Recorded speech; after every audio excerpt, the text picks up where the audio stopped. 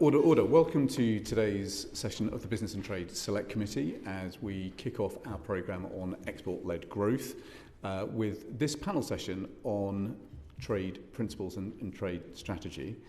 Thank you so much to our witnesses for joining us and for making time to be here this afternoon. Lord Hannan, if you don't mind, I'll start with you. The Prime Minister is off to Washington a little bit later on this week. What does he need to say to safeguard our country against the peril of American tariffs, do you think? Yeah, well, thank you very much, Mr. Chairman. It's nice to be here. It's terribly important, this, to us. If you count just the size of national economies, the US is not just our single biggest export market, it is bigger than our second, third and fourth put together. And so getting this right matters a great deal. We're the single biggest investor in the US, they're the single biggest investor here. The first thing is not to get drawn, and I think the Prime Minister has been absolutely right about this, not to get drawn into the false logic of retaliation. The British economist Joan Robinson nearly a century ago says if another country has rocky coasts, you don't put rocks in your harbours. So if the US pursues this mistaken policy of impoverishing its consumers, the worst thing to do is to respond by threatening to impoverish our own consumers. I think we should be positive about the opportunities. So let's just crystallise this then. So, I mean, the last language that we've got from the President is that the 21% tariff, which I think is potentially a retaliation for value-added tax, will not exempt the UK. He said it's going to apply to everybody. You don't think that we should retaliate with tariffs of our own on American? No, because you're retaliating against yourself chiefly. I mean, a tariff is a tax on yourself, so it works like a suicide bomb. It may incidentally damage other people. It is certain to damage you. So it's always... And I think actually most politicians understand this, but they get driven by public opinion and by the emotion of retaliation into doing things that they know are harmful, as we're seeing in Canada. Let me just pause you there and let's just see where the rest of our panel are. So, Marley, should the Prime Minister retaliate if tariffs are imposed by the American President? I think it depends exactly what the tariffs are. If they're tariffs focused on steel and aluminium, I can see the case for perhaps not retaliating. I think if they're broad tariffs on the long line you suggested, responding to VAT, I think there's a stronger case for doing so. I appreciate the argument that you've made, obviously, that there will be economic impact for imposing tariffs. But I think we've got to think of the kind of the mindset of the US. You know, in order to manage our geopolitical relations, we have to look like we are taking this negotiation seriously. If we don't respond at all, then I think it sends a strange message in a way to countries. You know, they'll impose tariffs on us, but we won't do anything at all in response. And I think by responding, we can then put ourselves in a better position to then negotiate the removal of those tariffs in future. If we don't do anything, then we lose our leverage. So what tariffs would you propose to the Prime Minister? Let's say it's an American across-the-board 21% tariff on all UK exports to the US. What should the Prime Minister do? Well, I mean, obviously there were tariffs that were previously imposed by the EU in the past, the 232 tariffs after the US imposed tariffs on steel and aluminium. So we could resurrect those type of tariffs, and they were targeted things like Harley-Davidsons or particular whiskies and so on. So you could follow that approach, targeting those types of tariffs. That would be an easy way to do it because we obviously have those types of tariffs. Those strategic strikes. Those strategic yeah, exactly. So that would be the obvious starting point. But I mean, you'd have to investigate exactly where, what the impacts would be, and I'm sure that the government's considering this. Yeah. Tom Brufatto, what's your view? It's a very complicated question to answer because we don't know exactly what any tariffs would, what sectors they would affect. How to respond is probably even a more complicated question to answer on the ground of our shared geostrategic interests, both with the European Union and the United States. But what might be even better, perhaps, is to put in place a plan to cope with any eventuality of what US tariffs may or may not include at any point during Trump's second tenure. And we recently commissioned Frontier Economics to basically analyse different scenarios of regulatory alignment between the United Kingdom and the European Union, and this included estimating the impact of US tariffs on the UK and the EU economy. And what we found is that because we're a slightly more services intensive as an economy when it comes to trade with the United States. On aggregate, the US tariffs would not have a huge impact on the UK economy, but they would have a devastating impact on regions outside of London and the southeast, the more industry-intensive regions. On the European Union, they would have a much harder economic impact on the grounds that, German cars, for example, would lead the negative impact on the European economy. So let's just take this basic question of if there is a US across-the-board tariff, do you think the UK should retaliate? What I think would be better than retaliating is pursuing a trade policy which brings us into close alignment in goods and services with the European Union, because in that way we could recoup any lost trade or any damage done to the UK and the EU economy through increasing our trade flows with the European Union, effectively for the UK's case more than offsetting the effects of any US tariffs. And in the EU's case, we could effectively reduce the effect of US tariffs on their economy by roughly a third, is what the calculation showed. Just go over that again, just crystallise that, because this is a really significant point. So the best way to mitigate the possibility of US tariffs is for the United Kingdom and the European Union to enter an agreement which has close alignment as applied to the SPS chapter and the Technical Barriers to Trade chapter of the TCA in particular, and if we can go further than that, to include the services chapters of the TCA as well. Because and the uplift on the UK economy in your analysis would be what? We would offset the impact of the tariffs pretty much completely, and for the European Union it would recoup effectively a third of the lost trade that the economy would suffer. Yeah. We can provide the detailed figures afterwards. Okay. Lord Hannan, you may have a different view about what the strategy for trade might need to look like. Well, I don't think we should assume the worst. I think there is a great potential here, and I think both governments are seized of the advantages, potentially. When Donald Trump downgraded, now you remember he came in 2017 saying, I'm pulling out of NAFTA, and then he discovered that it wasn't as straightforward as he'd made out in opposition, and so he slightly downgraded it to the USMCA. Because Canada and Mexico were both members of the Trans-Pacific Partnership, most of that downgrading just went to taking the clauses that had been prepared by US negotiators as part of the Trans-Pacific Partnership deal, right? Britain obviously became a full member of the CPTPP as it now is in December. So in terms of the obligations that we have with external trade, we and the US are already doing remarkably similar things.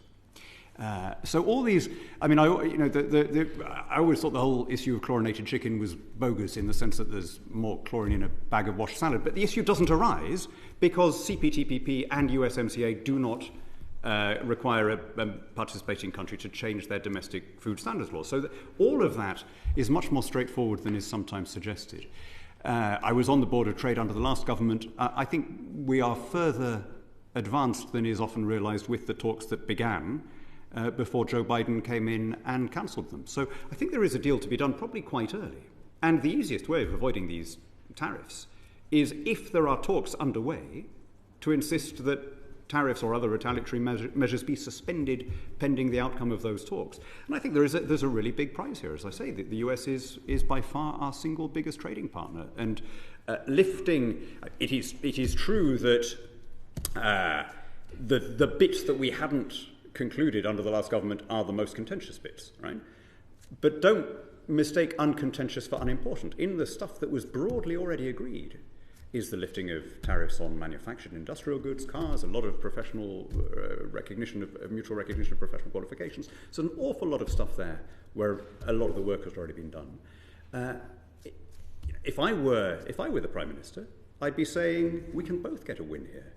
I'd like to be able to go home and say, I have delivered what the useless Tory government never did, which is simultaneous trade deals with the US and the EU. Yeah. You think that's possible? Yeah, absolutely. Okay. Rosie Writing. Thank you. The Prime Minister has made it pretty clear that it's a mission of this government to see the highest levels of growth in the G7. What do you think the trade strategy needs to focus on in order to make that a reality? Do you want to start? Yes. Marley?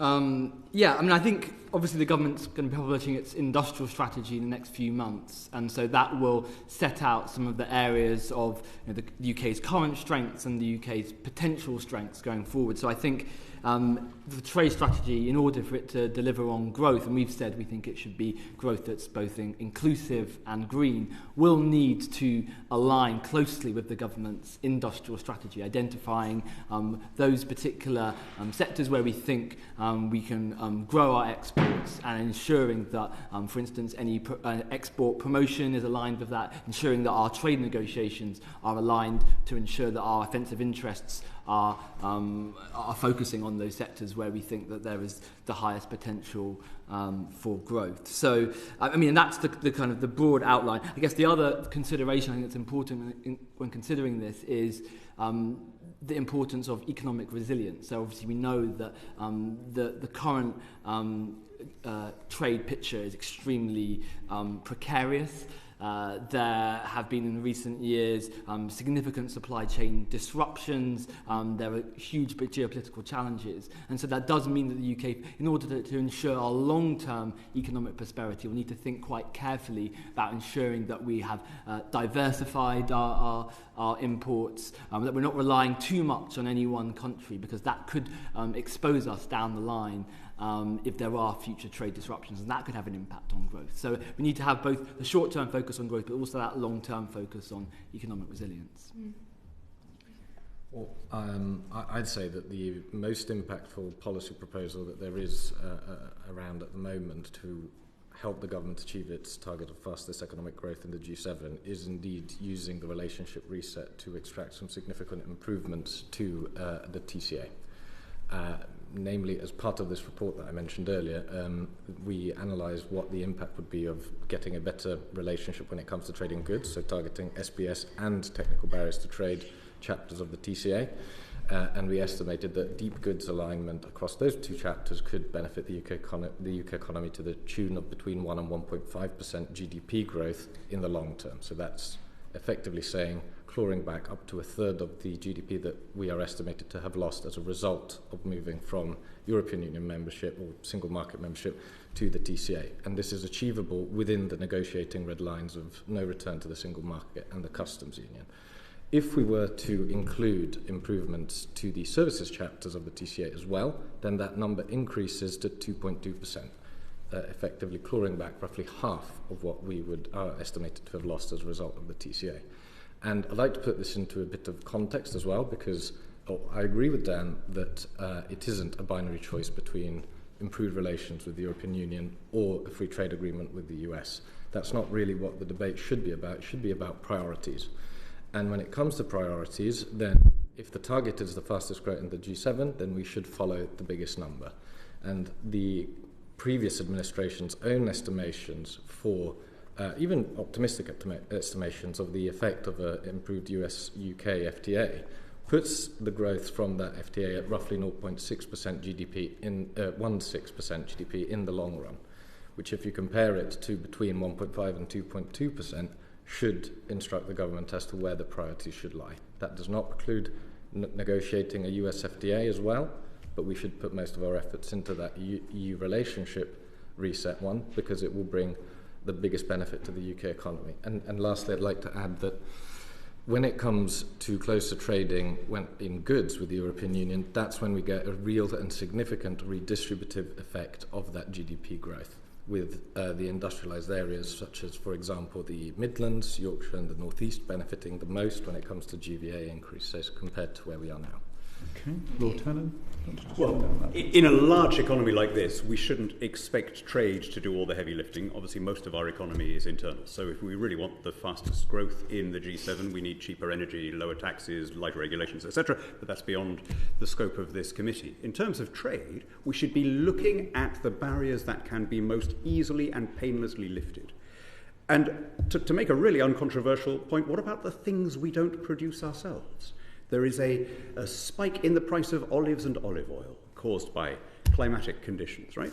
We don't, to my knowledge, we don't grow olives in this. I mean, the Telegraph is always saying that someone in Cornwall has managed to grow tea or something. So there may be somewhere, right? Apologies if there are any olive growers everything watching. You read in the Telegraph is true. But, yeah, right, exactly. Although, as I think George Orwell said, just because the Daily Telegraph says that today is the 25th of February doesn't mean it isn't. But how extraordinary that we still have tariffs on non-EU olives and olive oil. We still have tariffs on imports from Tunisia or Turkey. We still have tariffs on Moroccan tomatoes when we had that tomato shortage 18 months ago. Right? So we should be looking to get rid of the easiest trade barriers. And actually, we don't find those vis-à-vis the EU. We have the most comprehensive trade agreement with the EU that any country has that is not in the process of joining or already a member. So in terms of where the biggest changes and improvements are to be made, they're not with the EU, which we've already got. It's with India, the US, and the rest of the world, where there are still substantial barriers that we could remove. Antonia Vance. Thank you very much, Chair.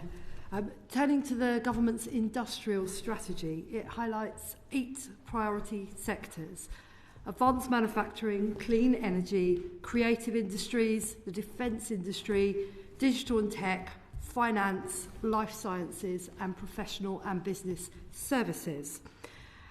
What trade policy adjustments do we need to enhance the UK's competitive position in these 8 priority industries, particularly in securing the global supply chains? Would you like to start? Sorry, starting at this end this time. Okay, thank you. Well, here's one idea. The idea of CANSUC, of a complete market among Australia, New Zealand, Canada and the UK, because we have such interoperable regulations. Whether it's lawyers, doctors, they've studied the same curriculums, often at the same places. Why not begin by saying, and it would cover about half the areas that you just listed there as the government's industrial aims, why not just say whatever is legal in any of those 4 countries is automatically legal in the other 4? And this applies to goods, services, and professional qualifications. Wouldn't that be an immediate way of doubling the size of our market and getting strong growth? And it would also, I think, serve to make that bloc stronger in a world where the democracies are beleaguered and where we should be looking to the countries which have the strongest commitment to liberal values and an open society. So in exporting the products of our advanced manufacturing industry, forgive me, we should be exporting them to Canada, New Zealand and Australia. I'm saying we can go much further, right? Obviously we have trade deals with all of those. We missed out on getting an even better one with Canada because of Canadian protectionism on dairy and British protectionism on beef. But instead of saying, as we've done with our other trade deals, here's a list of where we are now, what can we improve?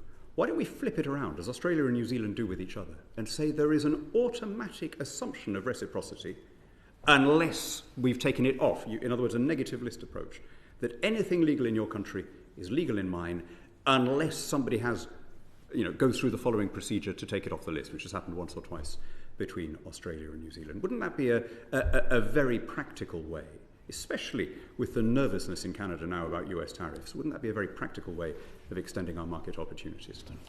You would deepen the trade agreements that we've got with those countries all that we have trade agreements. All 4 of us are in the Trans-Pacific Partnership, yeah. But we could go. The CPTPP is wide, but not as deep as it might be, and for understandable reasons, given the differences in GDP per head and standards. But though I mentioned those countries simply because their regulations are the closest to ours of anywhere in the world. Yeah, Marley.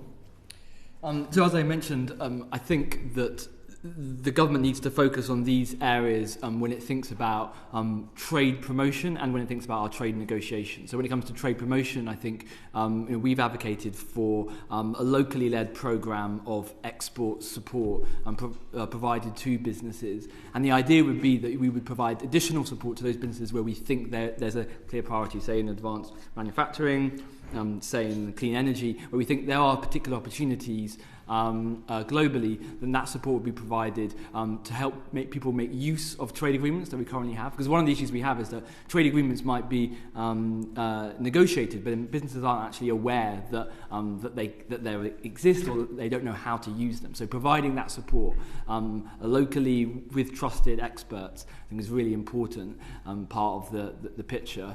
And then again, through the trade negotiations that we want to pursue. So part of that is with the EU. So there are clearly opportunities. We'll come on to it. I think some of for instance, on goods manufacturing, where you could simplify the current regime for trading between the UK and the EU. I'm sure Tom will talk about. which would help those particular industries. Again, creative industries, we know that the government is pursuing, in particular, has talked about pursuing an arrangement for musicians, touring musicians in particular. More widely with India, with the US, with other countries, there are opportunities for professional services and financial services, which is clearly a really important area for UK exports.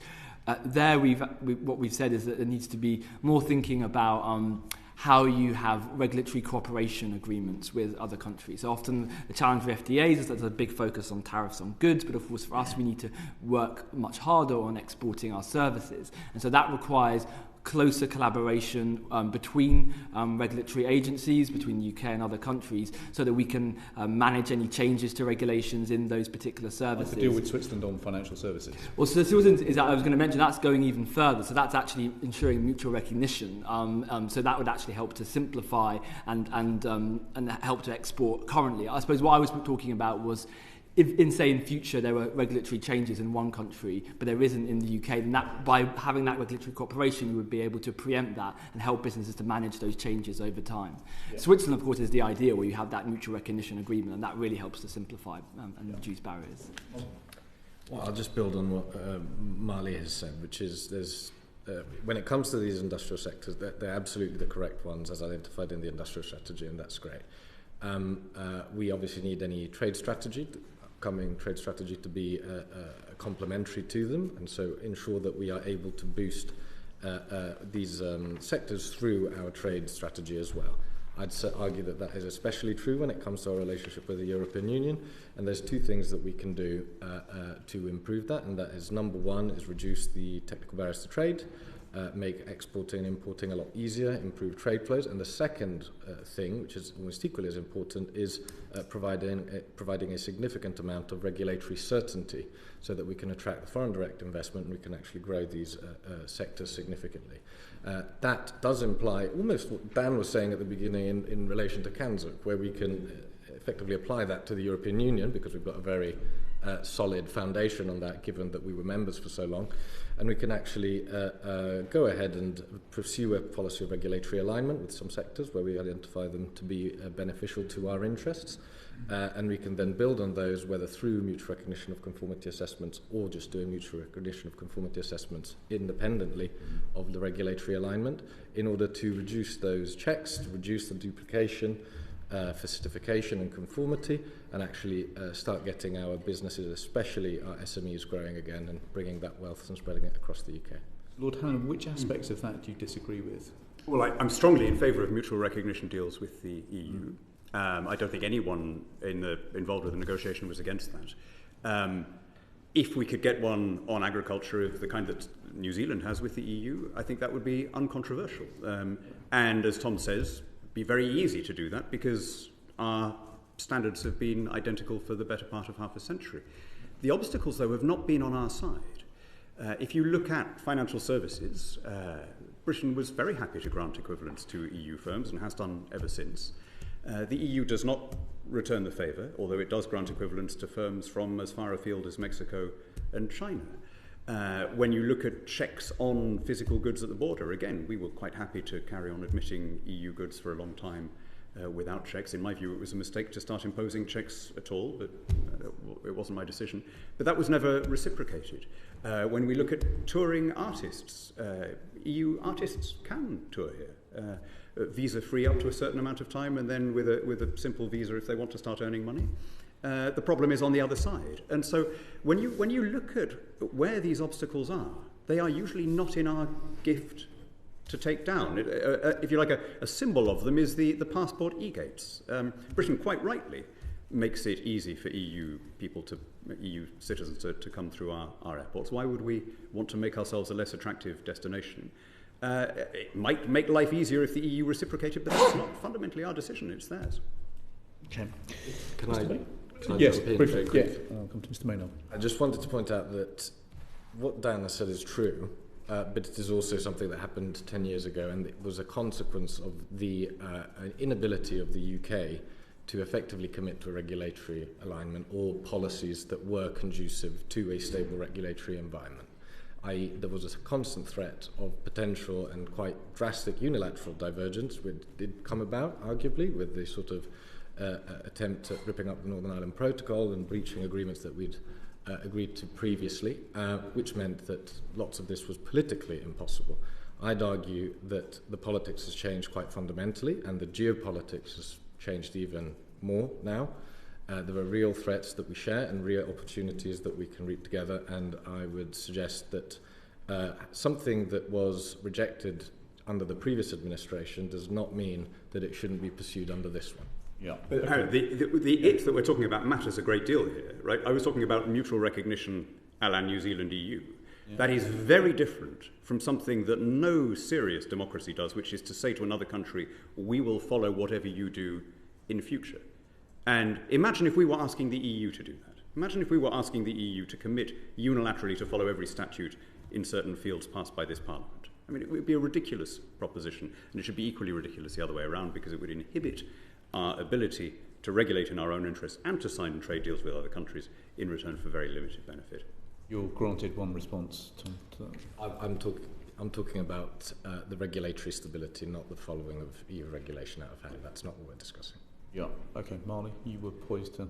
Well, I was just going to say, I mean, I think, for instance, on SPS, I think actually there could be harmonisation of regulation. I don't think it's a particularly controversial area. And I just think your own point, you mentioned earlier about there being the possibility of a deal with the US, even if we maintained our current fuel standards regime. So I think actually, your own argument made the suggestion that it is compatible, that we could... Not with dynamic alignment.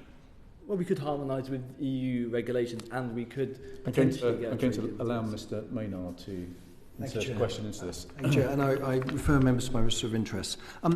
Dan, I just want to kind of cross-check on facts. So you, just looking at the US is 15.3% of UK exports. You said of goods exports. So, and I think you said that the next three were smaller than that. So, I mean, as per at least my phone now, Germany is at 7%, Ireland is at 6.4%, Netherlands at 6.2%. That's 19.6%. Exports to the EU in collectively, total exports 41%. Imports from the EU 51%. Is that? Well, you were citing just goods figures, not total. The first bit was goods, and then I said total UK exports 41% so of the in EU, terms of, I have 51% of the imports. I have got the figures in front of me, but when I was looking them up quite recently. In terms of total exports, the order is the same as for goods. The US accounts for more than 2, 3 and 4 put together, almost as much as 2, 3, 4 and 5 put together, which is, I think, Germany, France, Ireland and the Netherlands. I'll check that while we're talking. But thank you for that. But I think you take the point on goods, which is really where the frictions have come in, are the US is nowhere near the top three in Europe. And I think the really important point, and I find it bizarre that you're kind of talking about Australia, New Zealand, Canada, which might make up 5% of our goods exports or something like that if we're lucky, when we're talking about the EU is 41%. So it kind of just feels like willful blindness to the big number. So, and to your point about looking to get rid of the easiest trade barriers, surely the biggest trade barriers are the single market and the customs union, and that is why our goods exports have taken such a hit, which is hitting our manufacturing bases horrendously. Do you recognise any of that, or is that all false narrative? I'm afraid I see that as results-driven, motivated reasoning. If you start from the idea that Brexit was a calamity, then you will find a way... Sorry, and the reason... Is that true or not? So none of that's true. In the following sense, it's not true. We have a TCA with the EU, which is the most ambitious deal that the EU has ever done with anyone. There is 0 tariffs, 0 quotas on any of our traded goods. Now, that is not the case when you look at our trade vis-à-vis the US or India or Brazil or any of the other large economies. So I think there is something paradoxical about taking, yes, a big number, although in proportionate terms a declining one, but a big number where we already have an extremely comprehensive trade agreement, rather than the areas where there is very low-hanging fruit because we still have things as basic as high tariffs to get rid of on it when it comes to things like cars sales in the US. When we have this massive dropout of small traders who are no longer trading with the European Union, why do you think that is? Well, I think there's a whole bunch of things that have happened in this country, most obviously the lockdown and the effects of it. But if you compare us to the European Union, we've done pretty well. I mean, our growth figures have... I'm talking trade here and why so many traders in the UK have given up trading with the European Union. I would posit that it's because it's become much harder. Bureaucracy is much worse. There were some... bureaucracy is much worse? There were initially quite a lot of problems with things like sending parcels and small businesses. Most of those, though, I think have been ironed through. And so we shouldn't look at only the immediate fall. People have now adapted to the new regime. And if I may, so what have we gained? Democracy, freedom, sovereignty. You, ladies and gentlemen, are now making the law in a sovereign country. The rest of us hire and fire our own lawmakers. Yeah, thank you. Let's get into some of the trade-offs and where they may be. Mr. Cooper. Thank you, Chair. We know that the government's resetting its relationship with Europe, and there's a summit in May. I think, if we're honest, there's a little bit of vagueness about what our ask is there. I'm not entirely sure what the Prime Minister is going to go over there and ask for. Conversely, the EU seem very clear they want to talk fishing. They want to talk about youth movement and some realignment on SPS. What do you think are the kind of quick fixes? What should the Prime Minister have in his top pocket in terms of areas that most urgently need reform and to reduce friction and improve business confidence? Tom, you're obviously a fan of this reset, I think. Can I start with you? Certainly. Well, look, all of the negotiating proposals have to be taken in the round. So we're talking trade specifically here. Youth mobility is obviously a key conduit to trade, says the European Union, and improving our trading relationship. We've got defence, we've got security as well. Now, I'd say we definitely need something on defence, we need something on security to be high up on the agenda because of the geopolitical pressures that we are facing as a continent, not least because of Russia's hot war of aggression in Ukraine. When it comes to trade, I think we need to be ambitious and we need to go for, yes, the SPS agreement, as the government is already doing. We need to go for either regulatory alignment and or mutual recognition of conformity assessments on the technical barriers to trade chapter, whether that is mutual recognition of conformity assessment, irrespective of alignment or not, that's for the negotiations, but they can be achieved without regulatory alignment as well. We also need to be, I think, more ambitious when it comes to services. We know we've got a stated UK government ambition for mutual recognition of professional qualifications agreement as applied to architects. We could go further than that as well. And I would also argue that we should absolutely be willing to negotiate on a youth mobility visa scheme as part of this as well. Thank you. Marley, any quick fixes, do you think? Agree with all of what Tom has said. The only thing I'd add is a deal to link the UK and the EU's emissions trading systems. Okay. Good. Sorry, Lord Hannan. Yeah, I think it matters who's the demandeur here, right? There are things that you should be prepared to concede in negotiations, and then there are things that you actively want. Now, I think the government, insofar as I can understand, is actually taking a quite sensible line on things like the youth mobility scheme and the idea that we might join the pan-Euro-Mediterranean customs deal. In other words, it's saying, look, this isn't something we particularly want. It's not, but it may be something that you can trade in the negotiations for. I don't understand why we are not taking a similar attitude on defence. It seems to me that the EU is much more of a demandeur than we are. We're not in immediate danger. Yes, we have an interest in defending our friends and allies on the continent, but we shouldn't be, as it were, paying a price for the right to be allowed to do that. It's a question of, and it's a very bad negotiating strategy to go in with that as your attitude. What would I have at the top of my list? Lifting of the goods checks in Northern Ireland. And second, agreement of mutual recognition on SPS. So touching on that SPS area then, so a veterinary agreement with the EU we're told could increase agri-food exports by up to 22.5%. But what level of regulatory alignment would that require? How realistic is it that we could achieve that? And how crucially would it impact on UK trade negotiations with non-EU partners? Because you're very clear that you think this is not binary, that we could do a deal with Europe and with other partners. However, potentially dynamic alignment with Europe might impact elsewhere. Definitely would, because how could a third country negotiate a trade deal with us when we have said in advance we don't control our SPS, it may in the future go in a direction that none of us can now envisage. And I don't think there's anything that we would gain from adopting EU rules that we would not gain by the simple mechanism of saying any firm in the UK can follow either EU or UK SPS standards. I think we would have all the benefits that are cited in these standards, in these surveys, without any of the negative impact on future trade deals. EFTA countries and Switzerland negotiate deals with third countries, and they have harmonisation with the EU, so why would it be impossible? Just, Marley, come through the chair if that's okay. Sure. Sorry. Can you say that again, please? I would just say that the EFTA countries and Switzerland align. So Switzerland, of course, has a deal. Maybe not EFTA countries actually, but Switzerland certainly has a deal with the EU harmonising on food standards, but can also have countries deals with third countries. It negotiates independently with third countries. So it's not impossible to negotiate deals with third countries and harmonise our food standards with the EU because other countries do it. Lord Hannan, your view on that? I mean, Switzerland is busy diversifying its trade agreements left, right and centre at the moment.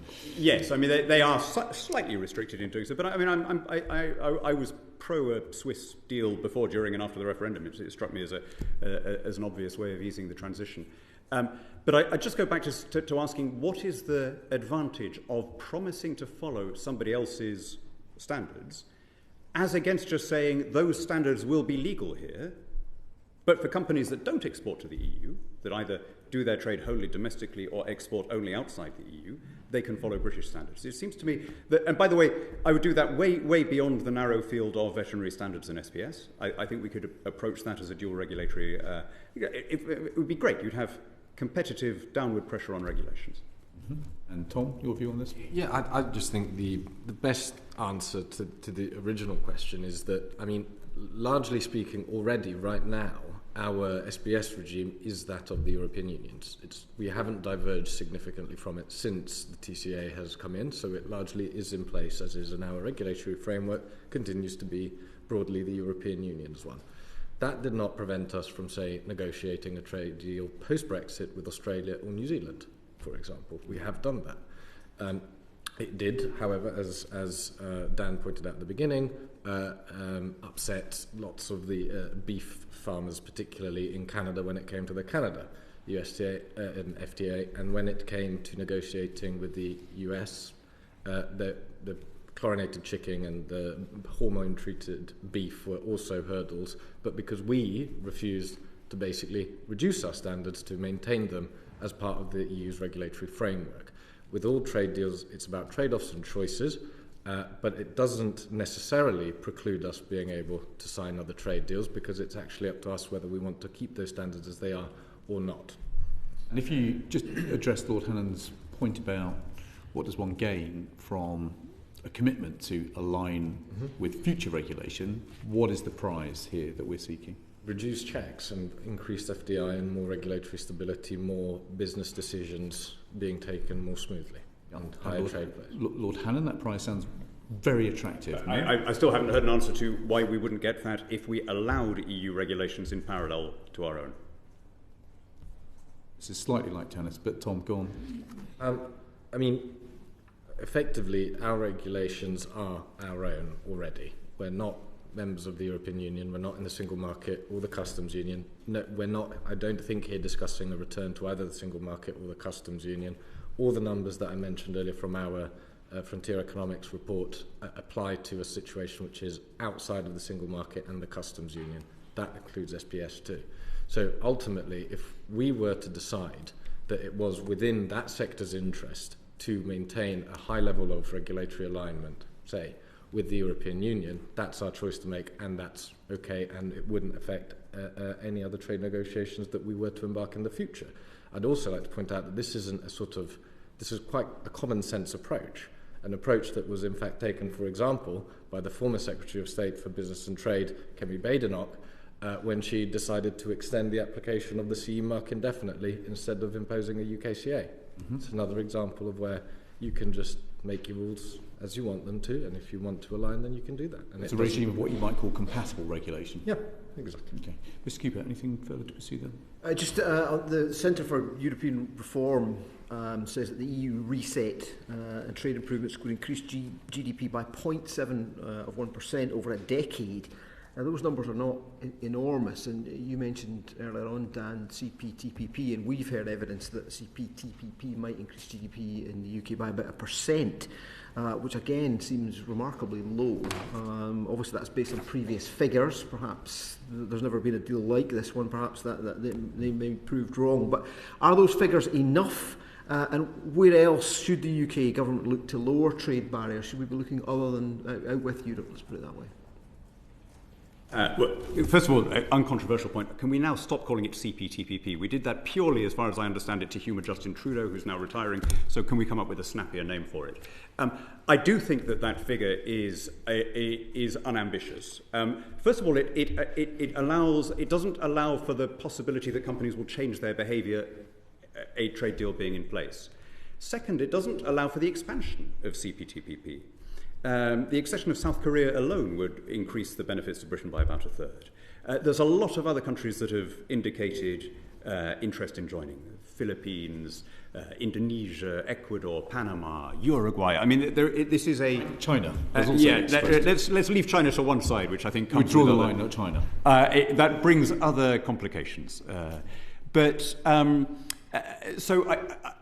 I think there are, we're just at the beginning. This is, the good thing about a trade deal like this is it's like compound interest. It grows, it accrues over time. But no, I think we could be much more ambitious. I'd like us to have a template trade deal to offer all Commonwealth countries. We have bandwidth issues. There's only so many officials we have working on this. And so, in the normal scheme of things, it'll be a long time before we get around to Bangladesh, let alone to Malawi or the Solomon Islands. But wouldn't it be good if we just had a basic deal, sort of insert name of country here that can be tweaked slightly, and offered it as a concrete advantage of Commonwealth membership? We're not allowed a complete Commonwealth deal because under WTO rules you can't have non-contiguous trade associations. But we could have a voluntary deal that is on offer for any small Commonwealth country that wants it. And I think that would be politically as well as economically in our interest. Okay, let me just tease out one thing, which is that if there is a closer SPS agreement with the European Union, how is that going to be compatible with a all-singing, all-dancing free trade agreement with the United States? Tom? Well, I mean, in terms of compatibility, it would be... to my knowledge, there's nothing that would prevent us from agreeing a FTA with the US. The problem with that is that the US has very different and arguably much lower food standards that we have in the UK, and therefore whether that is desirable or not is a political decision of the government if it wants to enter into such negotiations. I note that was part of the reason why they failed under the previous Conservative administration, because they couldn't stomach those low standards either. My suggestion would be that, the British public values British food standards as they are right now. We should not try to reduce them in any shape or form. If anything, we want to race to the top on our food standards. That is the main hurdle when it comes to agreeing a trade agreement with the United States, if indeed they press access to the beef market like they did last time. Lord Hannan? Yeah, I think it's much more of an obstacle in the public imagination than in reality. Take the chlorinated chicken. My late father traded in poultry in South America. About the only thing I had any real technical knowledge of before I became a politician outside politics was poultry trade, and I know enough about it to know that there isn't going to be any significant volume of US poultry here. It's just that the economics don't make sense. We buy our cheaper chicken from Thailand, from Brazil, from Ukraine previously to the war, now from Poland. We produce a lot of it ourselves. Beef is potentially an issue. But when you talk to the producers in the US, the beef cattlemen associations and so on, they are not pushing for a change in our food safety laws. All they want is equality. In other words, that non-hormone treated beef imported from the US should be not subject to any disadvantage vis-à-vis equivalent domestic beef, which I think is a very simple thing for us to agree to. Worth reminding everyone that we are a big net importer of beef, right? So this is not, even from a protectionist point of view, this is not taking business away from our beef farmers. It's about what percentage of our market is reserved for Ireland and France versus the rest of the world. So I don't think those things are impossible. And as I say, our membership of CPTPP is very, very compatible with the American membership of USMCA. So I think that the deal is there to be done. But I think that if you like, losing control of our future regulation, saying that we will align with whatever somebody that we have no control over may decree years from now, that makes us a much less attractive market. I think that is going to be a deal breaker from the perspective of the US. Yeah, I just don't think there's any need to speculate as to how the British public feels about this sort of stuff. There's plenty of polling surrounding food standards that is out there for people to look at, but we've also polled what the British public sees as sort of the UK's trading priorities and the relationship reset quite extensively. We commissioned YouGov to ask 15,000 people as to their views as to who the UK should prioritise trading with, and it won't be a surprise that, that 46% of respondents say it's the European Union. That compares to only 20, so less than half of that say it's the United States. That is largely because people do want closer regulatory alignment with the European Union. We asked that question too, and again we find that roughly 2 to 1 the Brits are more likely to say that they want to be aligned with the European Union when it comes to standards and protection. Where does this come from? Because over the last 10 years that we've had this public debate, it's been central to lots of the conversation we've had, and lots of people have felt the economic consequences of it moving to a TCA-type trade agreement. You know, they've felt it through the inflationary pressures it has caused, whether it is through increased cost of living crisis, etc., and we know that this has filtered through. So I would suggest that, of course, you know, cattle farmers in the US notwithstanding, but the British public is slightly more aware of what's going on now, and they've experienced it, and they kind of expect a better trading relationship with Europe. Okay, the clock is slightly against us. We've got time for just one more question. Sarah Edwards. Thanks, Chair. And I'll ask this with the slight slant for each, and then we can combine them. So I'm just interested in what your thoughts are on a free trade agreement with the US, given how difficult that's been for the UK to negotiate, and particularly on where should that sort of time be focused. So Lord Hannan, you'd mentioned sort of low-hanging fruit and that there might be some different ways that you might approach it, so perhaps you could comment on that and in terms of where you would suggest that strategy would be. And Tom, you spoke about identifying the priority. So what's the government's priority? Where should that focus? And you mentioned that sort of in relation to the G7 and that goal. And Marley, you'd spoken earlier about local businesses and whether or not they even use free trade agreements. So I just wondered, with each of it a slightly different slant, if you could just comment on whether you think we should go ahead and pursue a free trade agreement, or whether we should look elsewhere, and how should the government and Department for Business and Trade prioritise their time? Could I start with Lord Hannan, then go to Tom, and then Mark? Thank you. So if we remember the chronology here, Donald Trump offered trade talks almost immediately on acceding in January 2017. Theresa May didn't respond and hid behind the argument that until Brexit had legally taken effect, we couldn't even begin talks, which was an unusual interpretation of the rules, in my view. And it was not shared by Boris Johnson, who said, this is nonsense, let's get on with it. Between Boris coming in and Biden coming in was slightly less than 18 months, during which I understand that 2/3 or so of the chapters were either completed or are very close to completion. Now, it is true that excludes agriculture and some of the more contentious points, but to repeat, uncontentious does not mean unimportant. In that completed 2/3 are trade liberalisations worth quite a lot of money to both parties. So I think it is a very achievable goal. I've spoken to a number of people on both sides of the aisle in the US, and I think there is ambition for it there. It's which is very unusual in the current climate in DC. This is the one trade deal that they are keen on. We're dealing with an administration that is mercurial, and one of the more amusing bits of advice I was given was, Trump will want naming rights. He won't want it to be a free trade. Okay, fine. It strikes me as a very good example of the kind of concession you can make. We call it the royal Trump wins the deal, or whatever he wants to call it in the end.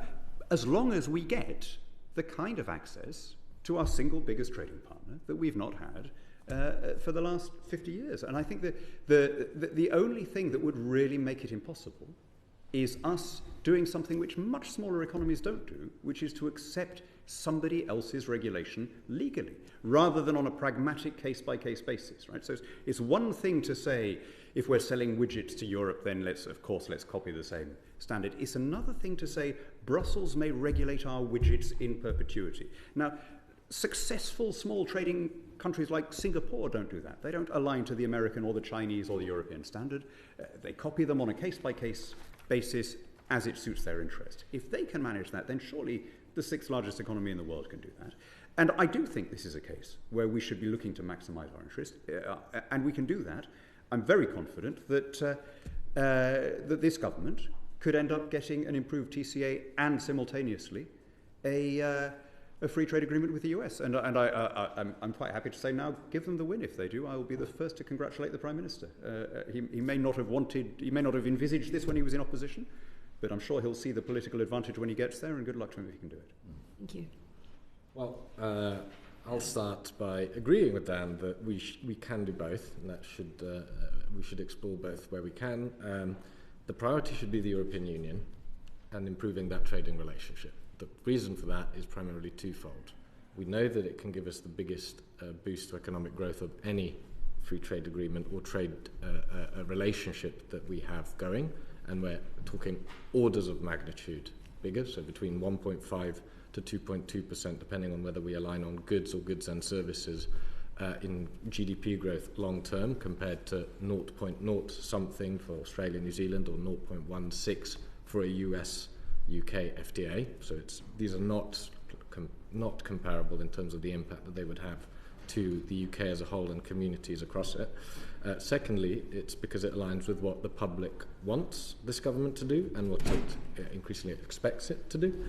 And then secondly, I'd beg the question in terms of the US free trade agreement. Of course we should, if it's in our interest to do it. The question I pose is how that's going to be very difficult to manage. I know that Dan says that the US is keen on a US FTA, on a UK FTA, but the problem is that, their strapline is America first. They have just been on a round of imposing tariffs. They may impose more of them, including on us. They have been demanding access to even rare materials from Ukraine in exchange of what is existential support for them at this point in time. So I would give a good dollop of caution to any approach for a UK-US FTA, because I don't know what rare earth minerals we would have to be giving up in exchange for it as well. But the priority should be the European Union, because the economic benefits are clear to be seen, that they align with what the public would like to see as well. So I agree on both, that we should be pursuing both, we should be trying both. I think if you talk to business, then the message is pretty clear that the challenges they're facing when it comes to trade is about exporting, import, particularly into the EU. We've got very close, long-standing trade relationships, so trying to remove those barriers as much as is possible, I think, just from the evidence and from talking to business, it's pretty clear that should be the priority. I think the other thing to say with the US, as Daniel said it, we've got a mercurial president. We've got a situation where the USMCA, which was negotiated under President Trump, is no barrier to the imposition of tariffs on both Canada and Mexico. So even if we were to negotiate an FTA with the US, that doesn't somehow protect us from facing tariffs in the future. So it's not to say we shouldn't try. We should try, I think. But just looking at the facts in front of us, it's hard to deny. Looking at what businesses are telling us, it's hard to deny anything other than the EU is the priority. Okay, I'm afraid the clock is against us and we're now out of time, but thank you to all of our witnesses. What has been an absolutely brilliant start to this session. That concludes this panel. Order.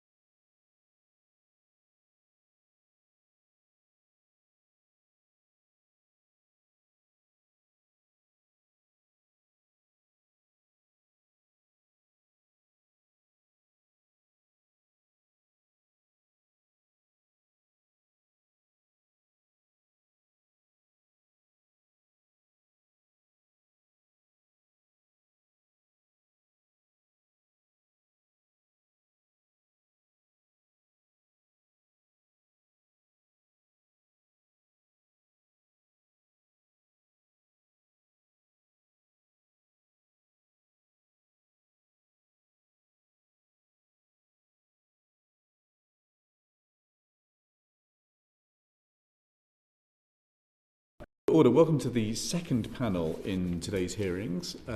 Thank you so much for joining us here in the House of Commons. And Eric, thank you so much to you for joining us from, I think, AFL-CIO headquarters in Washington. We are really grateful for you joining us today.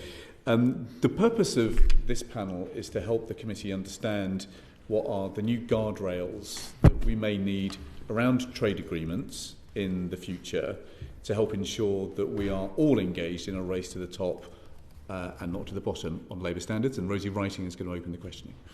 Thank you. Thank you all for your time this afternoon. As you know, the UK Modern Slavery Act has not been updated to require mandatory due diligence in supply chains. We've seen other countries and regions around us, like the EU and the US, strengthen their regulation. Do you think that means that the UK is at risk of becoming a dumping ground for goods that involve forced labour in their supply chain? Maybe if I start with Rosa. Yeah, I mean, trade unions in the UK are very concerned that the Modern Slavery Act is completely unfit for purpose for tackling exploitation in global supply chains.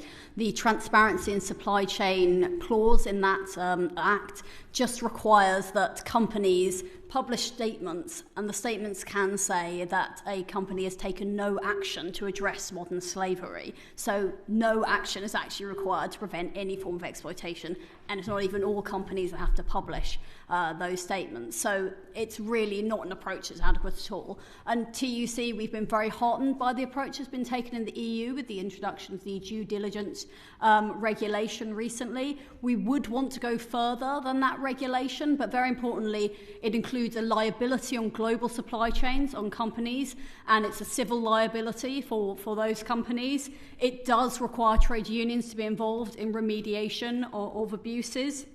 And it does have stronger provisions around penalties when it comes to those liabilities. But where we would want to go further is that we would want to reverse the burden of proof, because there are some high barriers to the evidence threshold being met in that legislation. And we would want for there to be a scope that encompasses all companies, because currently in the EU legislation, it's only 0.05% of companies that would be covered under the research by the European Coalition for Corporate Justice. We would want all companies to be covered by that legislation as well. So there are ways we would want it to go further, but we do think the EU has taken an important step forward. And as you say, there's a risk that the UK is falling behind and that we are unevening the playing field. We are attracting the wrong kind of companies that don't respect workers' rights, which is obviously really bad news for the vast majority of companies that do respect workers' rights and want to address these fundamental abuses in global supply chains. Thank you for that. Tom, would you agree? Do you think the UK is at risk of becoming a dumping ground for forced labour goods? Yeah, absolutely. In 2015, the Modern Slavery Act was a world-leading, groundbreaking provision. Since then, we've seen this huge wave of similar bits of legislation brought in around the world. The US has taken the lead, and Eric will talk about this with the Tariff Act and with the Uyghur Forced Labour Prevention Act. As Rosa says, in the EU, you've got the Corporate Sustainability Due Diligence Directive. All the time, the UK is falling behind and becoming further a laggard. I know that a representative of Tesco's came in front of this committee and used the phrase, the UK is at risk of becoming a dumping ground. I see no reason not to believe his experience. And government inaction on this issue is out of step with public opinion. We at Trade Justice Movement did some polling in December in partnership with Yonder, and that told us that 74% of respondents of the British public agree with the statement the UK should ban products that have been produced using forced labour. Thank you. Yes, I think the comment from Tesco's shocked us all when we heard it. Eric, I'll come to you if you can hear me. What are the lessons, Eric, that the UK should draw from American advances in guarding against the perils of forced labour and supply chains? Thank you, and thank you for inviting me. Yeah, I think there are some lessons to share.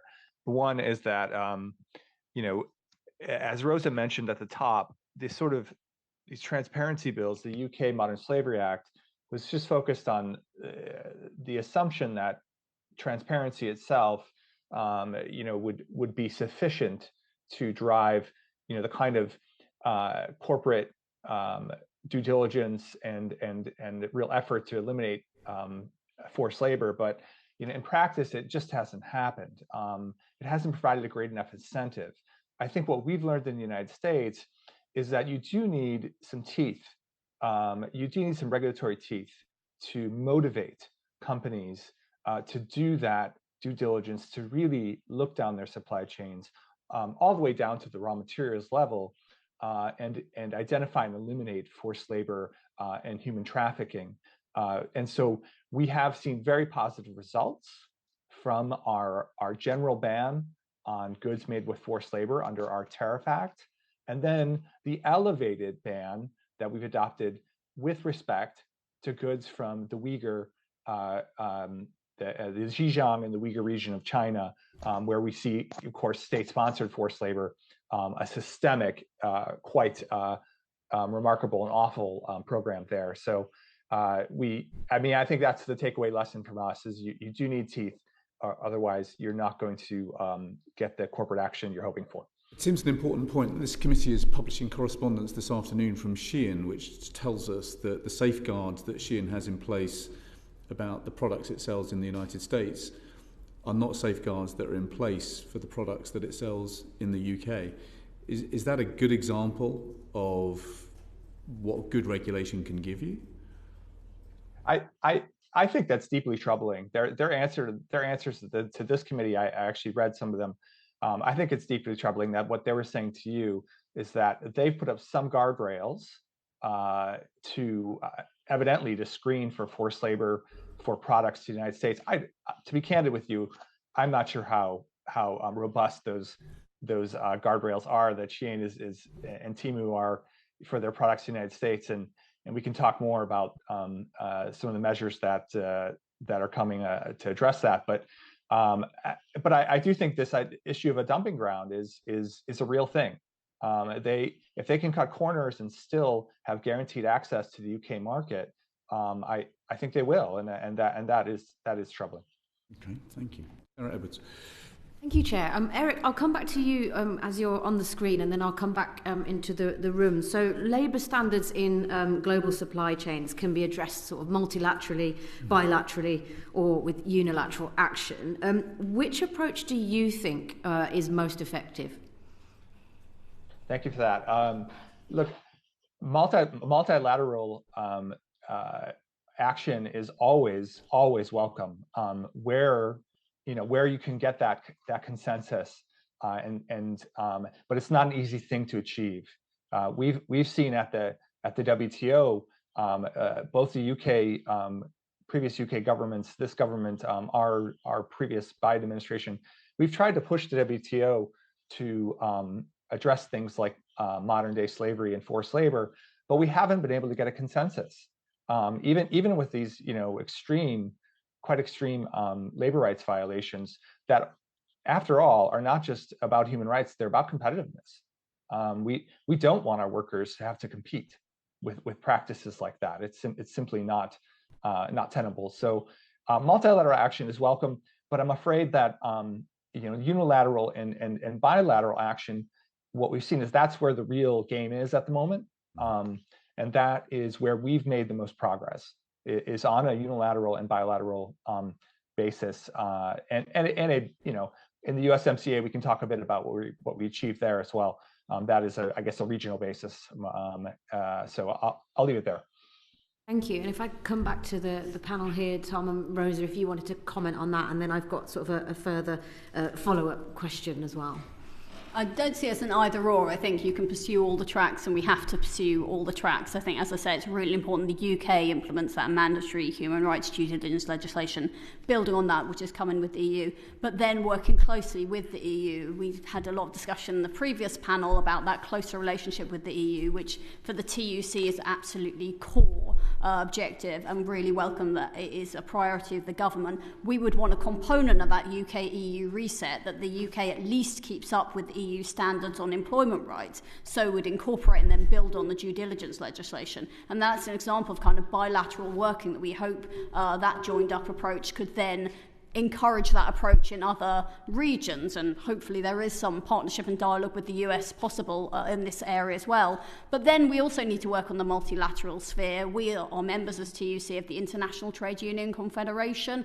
We've been lobbying at the global level with trade union partners around the world, including AFL-CIO, for a UN binding treaty on human rights and due diligence. And it has taken over 10 years, and there's still more discussions to go, and I think that it's going to be quite a hard road ahead, but I think it's really important that discussion is taking place in the fora of the UN, linking closely with the International Labour Organization, because we do need to have a comprehensive approach to actually make sure that you don't allow a race to the bottom in the countries that aren't regulated. So I do say that as an important terrain ahead, even though it will be challenging.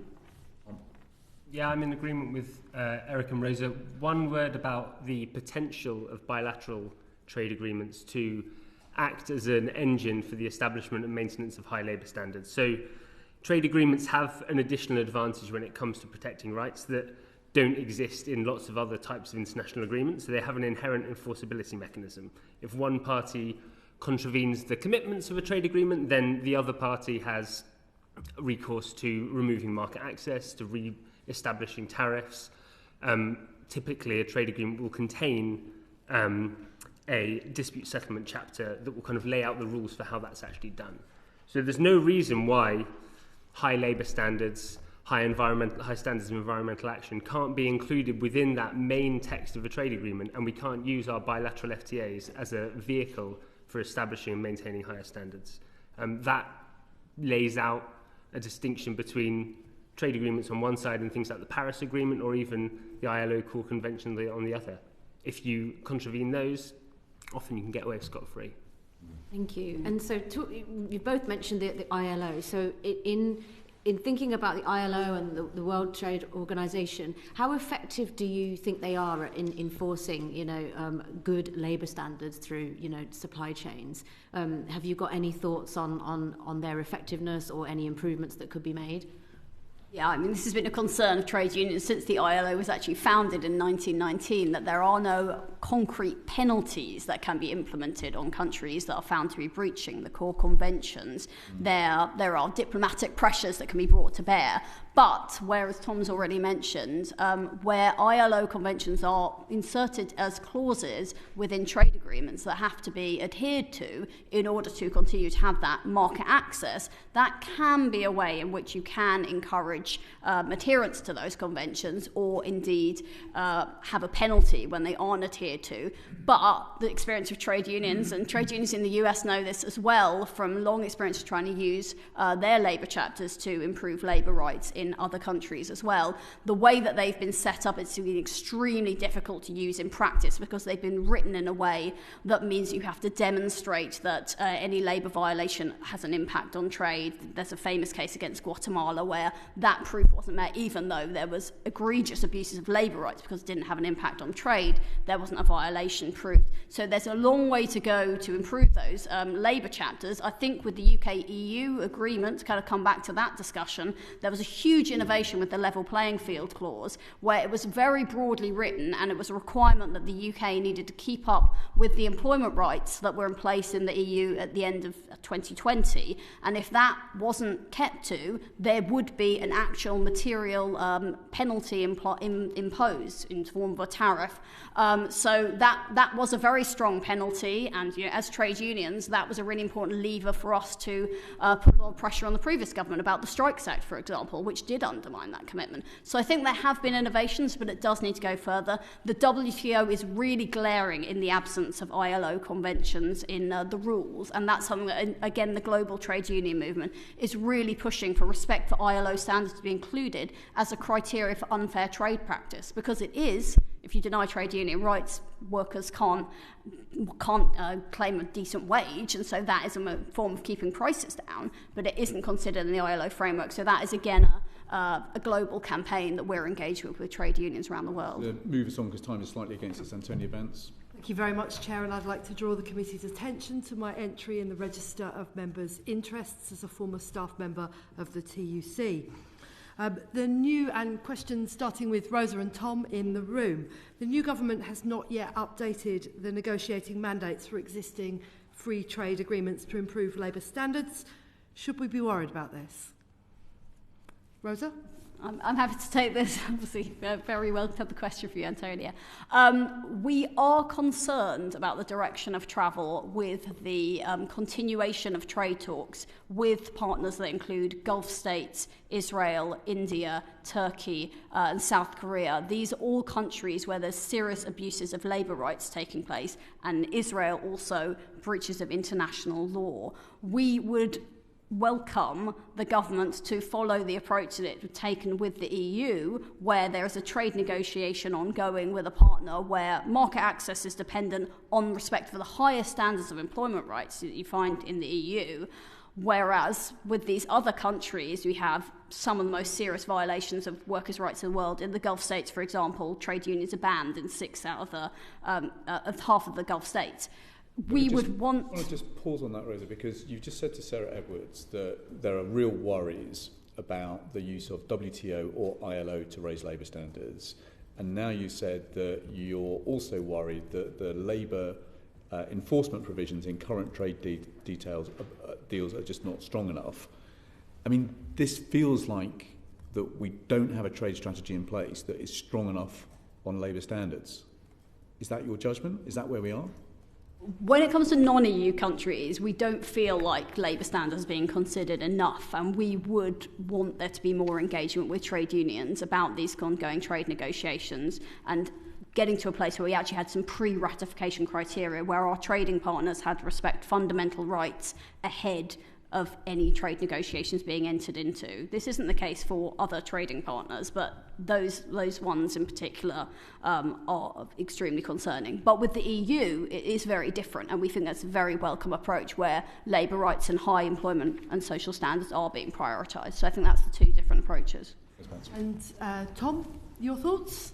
I mean, we're now in a situation where 7-8 months after the election, it's impossible to see any difference in the approach being taken by this government relative to the previous administrations when it comes to these free trade agreements. So we're pursuing deals with, as Rosa has already laid out, in my view, unsuitable partners where labour rights are under attack.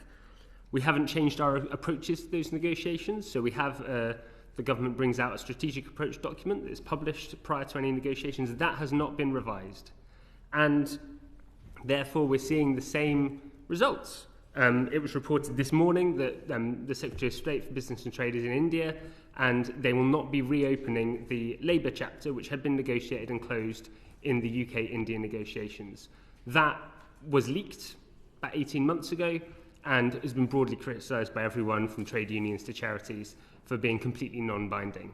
So, as far as we can see, and obviously we await the trade strategy with bated breath, there's very little difference in terms of the intention and in terms of the kind of likely impact of the government's approach. And I think it's worth just kind of reflecting on the kind of paucity of the ambition that the UK has taken up to this point. So in the stated aims for negotiations with India and with the Gulf, one of the government's commitments is that this trade agreement should reaffirm parties' commitments to international labour standards, including the ILO. Now, that sounds very good, but when you consider that neither India nor 5 of the 6 Gulf states have ratified the core ILO conventions on freedom of association and collective bargaining, you start to see these kind of warm words for the kind of empty fluff that they really are. Thank you. And turning now to Eric.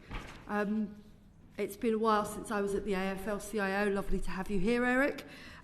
Would a provision like the US's rapid response mechanism be an effective way to uphold labour rights in these FTAs? Thank you for that. And we would certainly welcome you back to the AFL-CIO at any time. Short answer, yes. I think the USMCA's rapid response labor mechanism has been a major successful innovation, and I do think it merits close study by this body to see what might be applicable for some of the trade agreements that you are exploring now.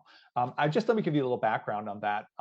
This RRM mechanism was included in the USMCA to really address the severe known labor rights challenges in Mexico, where decades of a government policy to suppress labor rights had the effect of keeping wages down, denying workers the right to organize independent trade unions. And so we're talking about a systemic issue in Mexico that that the government had only begun to address. And we knew that change would take time and would be measured not in months or years, but probably in decades to change that ingrained anti-union low-wage culture in Mexico. So what did we do? Including, we included the commitments, the enforceable commitments for Canada, Mexico, and the United States to meet these core ILO commitments, correct? So that was sort of like what the governments are meant to be doing. But we also included this facility-specific enforcement mechanism. And the reason we put that in there is because we knew that the problems in Mexico would not be solved overnight, since they were so systemic and known, and that Mexico was making progress on reforming its laws, but that wouldn't trickle down to what was actually happening in the factories that were exporting to the US market. So this rapid response mechanism allowed the United States to, upon the presentation of sufficient credible evidence, to ask Mexico to complete an investigation of what is happening in this car factory or this call center. And I'm using real cases here. And Mexico would have 45 days, quite a rapid, short window to investigate, report back to the US, and then the US would decide whether remedial action on that specific facility, right? Again, targeted at where the problems are, not disrupting the wider trade relationship. And this has worked quite well. The Biden administration used it over 30 times, and it really resulted in gains for Mexican workers, everything from new collective bargaining agreements to reinstatements of fired labor organizers, to back pay for workers who were illegally dismissed. Really the bread and butter things that you want to see a labor inspectorate doing, but it required this extra targeted pressure. And I think it's quite appropriate because companies, after all, these multinational companies really are the prime, I would argue, are the prime beneficiaries of these trade deals. They're asking for access, market access, and a guaranteed market access for a number of years indefinitely. Well, I think it's only right to hold them to account that they're actually playing by the rules and have a mechanism to do that. So, worth exploring for the UK. Would have to be one word of caution. You'd have to, I think, adapt it to depending on the trade partner and the challenges in that country. It's not one size fits all, but I do think this idea of facility-specific enforcement has got legs and it should be explored. Thanks. Certainly in different times it was important in negotiations on a critical mineral partnership, for example. Finally, let me come to Gregor Poynton. Great, thank you very much, Chair. I would like to change gears a little bit to think about how some trade and exports and imports are affecting workers and businesses here in the UK. Probably one for Rosa, but I'd be interested to get Eric's perspective from the US too. Given the rapid growth in global e-commerce and regulatory responses from the US and EU, is the UK's approach to managing digital supply chain of low-value goods sufficiently robust enough to ensure a level playing field for businesses here in the UK, particularly retailers and manufacturing? I take from this you're alluding to the closure of the de minimis loophole that's taking place in the US, and obviously it's very welcome the spotlight you've shone on e-commerce companies where there is abuses in supply chains. For us, the action that we really need is that mandatory due diligence legislation to compel companies across global supply chains to have that civil liability. And it's really only with that comprehensive legislation and working with trade unions to make sure there is adequate remediation where abuses are found that will properly address these abuses. Because yes, you might increase the tariff on a lower value good, and yes, there'll be then a cost to the importer that might be passed on to the consumer. It might have a commercial effect, but that won't address the abuse. There'd still be forced labour taking place, for example. But with the due diligence legislation, a company would be compelled to actually conduct that due diligence where forced labour was found, work with trade unions. Independent trade unions are banned in China, but work with them with global trade union federations to address that abuse. So we need much more than a measure around kind of tariff exemptions to actually address those labour abuses. Eric, do perspective from the US on that? Yeah, thank you. We face a very similar problem in the U.S. I already mentioned that we have this ban on the import of goods made with forced labor, and that's good. But we have this rather large de minimis loophole. In the U.S., shipments up to $800, which is quite a large loophole. De minimis level, if you look around the world. And so the challenge here is we have seen with Shein and Temu, these companies have built a business model around exploiting the de minimis loophole. It allows them to avoid tariffs, which obviously is important for them. But what it also does is, in practice, goods that are entering through de minimis, at least in our system, are subject in practice to a lower level of scrutiny for their compliance with all sorts of regulation, including the forced labor issue. We've also seen, by the way, fentanyl and other illegal substances being exported in de minimis packages as well. So it's a bit of a regulatory problem in the U.S. And we've been very supportive of efforts by the Biden and Trump administrations to come to grips with this loophole, because it's quite large, and we know that things are getting in that ought not to. Tom, briefly.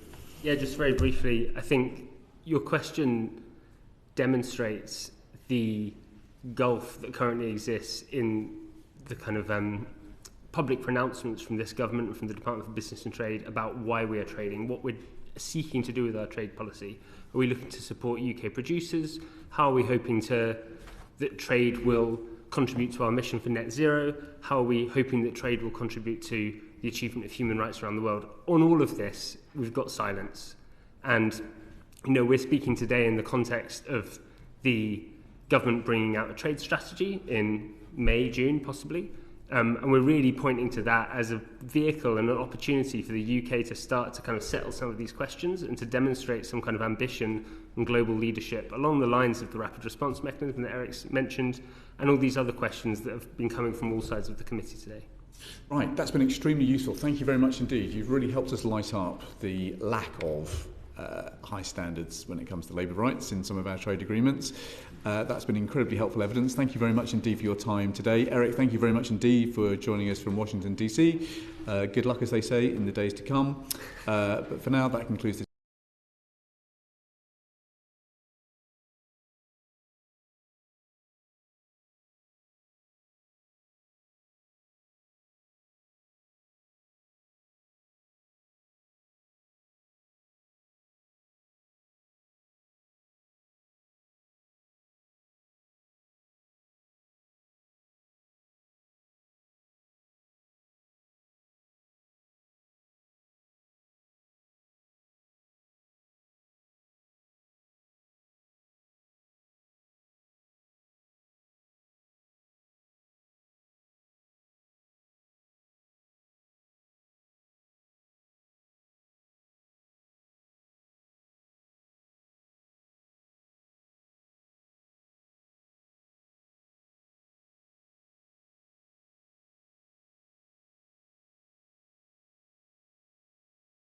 Order. Welcome to the third panel in today's hearings on trade strategy and trade principles. This panel is going to zero in on the question of how we can put in place good guardrails to help us all collectively hit net zero targets we've signed up to, and the role of our trade strategy in that pursuit. And John Cooper is going to open the questions for us this afternoon. Mr. Cooper. Thank you very much, Chair, and thank you for joining us. There's a big concern about decarbonisation automatically meaning deindustrialisation. We've heard this week the domestic steel producers are complaining that they may lose as much as £150 million a year now as carbon credits are taken away from them domestically. But looking at imports, and this might be most relevant for Frank and Sarah rather than yourself, Rebecca, but which countries and sectors are the biggest contributors to the carbon that's embedded in products imported into the UK? Frank, can I start with you? Yeah, of course. So thank you for having me here today. I think if we look overall, very much the challenge is the right challenge. How do we decarbonise without deindustrialising? I think we have to be very mindful that the net zero target is a territorial target. It ultimately focuses just on reducing emissions that are within the territory of the UK rather than our consumption emissions as well. And this is ultimately the problem, is that we import quite a lot of steel from various different sources around the world. I think about 60% of it is from the EU, about 40% is from non-EU sources. So, and be mindful again that this is the problem, is if you look at our territorial emission from the steel sector, it has historically been around the 10 to 12 million tonnes of CO2 over the last 10 years. But if you actually start including the imported steel as well, the steel embedded in products, the steel directly imported as well, then you're looking at something closer to around 30 million tonnes of carbon, so about 3 times. And this is ultimately the issues around the territorial versus the consumption emissions, and how do we work and ensure that when we decarbonise, we don't just reduce emissions within our borders, but also from the consumption of those products. Thank you for that. Any of you? Yes, I mean, obviously the UK has been a world leader in reducing its territorial emissions, but yeah, our performance on reducing consumption emissions is much poorer. I think the helpful thing that we have going for us, though, is that lowering our consumption emissions is going to help on a number of different fronts. It's going to reduce our exposure to future sort of inflationary price shocks, for example, we saw following the Russian invasion of Ukraine, and hopefully help us create new jobs sort of across the country via new industries which enable sort of better resource use. So there's lots of things we can do in this space, and we absolutely need to be getting on with the whole range of different things. A lot of these, a lot of carbon dense industries are actually energy dense as well. So I'm not sure quite how we're going to insulate them against price shocks. Well, I guess there's lots of things we can do to reduce our consumption emissions, sort of avoiding unnecessary demand, improving production methods, sort of moving into sort of switching to cleaner processes using renewable electricity rather than... so electric furnaces rather than blast furnaces green and steel. hydrogen, I mean, other people better to speak on that than me, switching to cleaner alternatives, basically. So yeah, as I said, there's a whole range of different things we can do which can help reduce our consumption emissions, but also, as I said, improve the resilience of various sectors. Okay, and then so should the government introduce legislation to specifically require importers to assess the carbon embedded in their products throughout the supply chain before they place them on the UK market? Frank, have you a view? Yes, I think kind of like this is coming into the territory of the carbon border adjustment mechanism, where we effectively are saying in the UK we have an emission trading scheme where domestic producers are required to report and in large part pay for their emissions associated with that production. When you import steel from non-EU sources, there's no such requirements today. The government has now finally agreed to introduce a carbon border adjustment mechanism that would require imports of steel, for example, in my case here, to report on the emissions or maybe even use a default value. Our concern is that it only really is covering 5 industrial products. It doesn't cover any kind of steel embedded in products. So if you're importing a vehicle, white goods, construction material, more complex products where steel is just one component, you suddenly avoid and can circumvent the CBAM. And I think this is some of the faults and why we have to be very careful with reducing free allocation. You alluded to the article in the FT over this weekend about how quickly do we reduce free allocations for industries if all the downstream sectors completely avoided, and ultimately that means that we end up having kind of supply chain circumvention where all the supply chain, all the companies that use steel, the vehicle manufacturers, etc., move outside the CBAM and then import their products to circumvent the product. So you seem to be saying, if I can sum up there, you're suggesting that the government should legislate and actually widen that legislation. Is that probably what you're saying? Yes, yeah. We believe that the CBAM should be covering a lot more sectors, and there should not be the opportunity to use default values. You should actually have to report on your emissions associated with the products, such as domestic consumers and producers are. Okay. Sarah, would you agree with that? Yeah, I would just say that when it comes to tackling carbon leakage, we need to have a range of different policies, and CBAM is absolutely one of those. But there's things like mandatory product standards, there's market creation policies, and on sort of mandatory product standards, we would say very clearly that they absolutely should be mandatory. There needs to be a lead in time, but they should be implemented on downstream sort of end user products. Example, buildings, to sort of exactly try and address the point that Frank was making. And I mean, obviously that would help sort of incentivise decarbonisation in their respective supply chains, but I think that like focusing on those types of downstream end user products is the way that we would recommend. Thank you for that. Rebecca, I don't know if you've got a particular view on this. Is this an area that's involving National Grid particularly?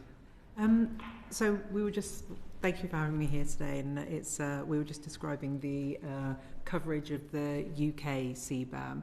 I'm representing the National Grid's Interconnectors business. This is 6 subsea cables connecting the UK to 5 different North Sea European countries.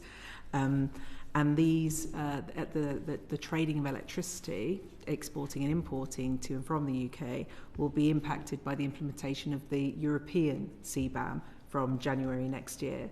So the UK CBAM, as per design, does not cover electricity, but the European CBAM does. And what that means is that electricity that is exported from the UK via interconnectors to these European countries will be subject to a tariff. And we forecast that tariff to cost exporters and UK Treasury significant sums by 2030. So we are incredibly keen for the UK government to, as part of the reset that I've heard discussed at this committee today, to ensure that energy and specifically CBAM is one of the topics covered, so we can work towards closer collaboration and ensure that this is sensibly implemented. Okay, thank you. Rosie Writing. Thank you.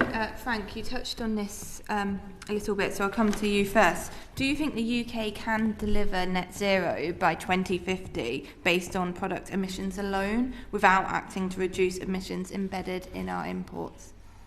I can elaborate on that answer. I think effectively... Very certain answer. Yes. Effectively, what we're trying to do here is mitigate global climate change. It's all very good that if the UK just deindustrialises and reduces its emission territorially, but then imports all the industrial products where loads of emissions are associated with the production of that, it is kind of avoided the responsibility of decarbonising, the cost associated with it, washing its hands of its responsibility really to deliver true net zero. I think that's why we've been somewhat concerned sometimes that government often likes to grip or reach out for the stick rather than the carrot when it comes to industrial decarbonisation and penalise industry for its kind of emissions rather than encourage and support it to decarbonise and provide the right supportive business environment for it to do so. CBAM is part of the solution, but I very much agree with Sarah that there's no silver bullet in this kind of process. We need a number of different policies, and even the CBAM itself, in the best of cases, may also have issues with providing that protection because there would be ways to circumvent it, for example, or avoid those costs at the border. Thank you. Sarah, would you agree with that 2050 target being impossible if we start looking at imports? I mean, absolutely, and we need to do as much as we can on everything. I think this is something to be mindful of when talking about the trade strategy, though. So we've got this opportunity. Previous government sort of was quite random when it came to agreeing deals, its approach, and so I mean, the trade strategy to do a lot of things. Obviously, we'd like it to set out how it expects trade policy to align with and contribute with our net zero goals, both in the UK and overseas. But we've suggested it should include some things like some principles and frameworks to sort of guide the development of both trade negotiations and policies in this sort of trade space. So it needs to be based. Is there certain sectors or product areas that you think should be the focus? I mean, I wouldn't sort of. I mean, there are sectors more responsible for the UK's consumption footprint than others. So obviously, we didn't mention it earlier, but transport fuel, there's heating. So I mean, there's lots of different spaces. But I would just say that the trade strategy must be based on robust information in terms of consumption emissions, or the sort of that's sort of the basic level that we're looking for in this space. Any events? We've obviously heard about how the UK CBAM is going to be important in preventing carbon leakage, but I'd be interested in your views about how it needs to be designed to avoid harming UK producers. And I will start with Frank, who I know has many views from UK Steel on this. Thank you so much, Antonio, for this question. Really appreciate it. I think we've been very keen to the government that we believe there needs to be a level playing field on emission reporting and on kind of cost of carbon overall. 90% of the world's steel production does not face any carbon cost whatsoever. So it's very welcome that we finally have a CBAM. However, that being said, we do have some concerns around the design choices that the Treasury and HMRC have taken in setting out what the UK CBAM would look like. This would be in particular about the use of default values, i.e. if you can't be, let's say politely, be bothered to report on your emissions, then you can use the default value that's just the average kind of emission intensity. We're quite concerned that that basically means that if you have double the emissions or the highest emissions globally, you can simply just claim the default value, massively underpay for your carbon value, and therefore circumvent most of the CBAM cost. We also have concerns, for example, around how robust the CBAM is going to be and whether the Treasury and HMRC is going to regularly test this. The EU, for example, just in comparison, the Commission is required on every 2 years to report on the effectiveness of the CBAM and what happen and propose options if it does not work. The UK does not have a similar requirement, and we're particularly concerned again that DESNES and other departments are looking to reduce free allocation but doesn't have a plan B in case the CBAM doesn't work.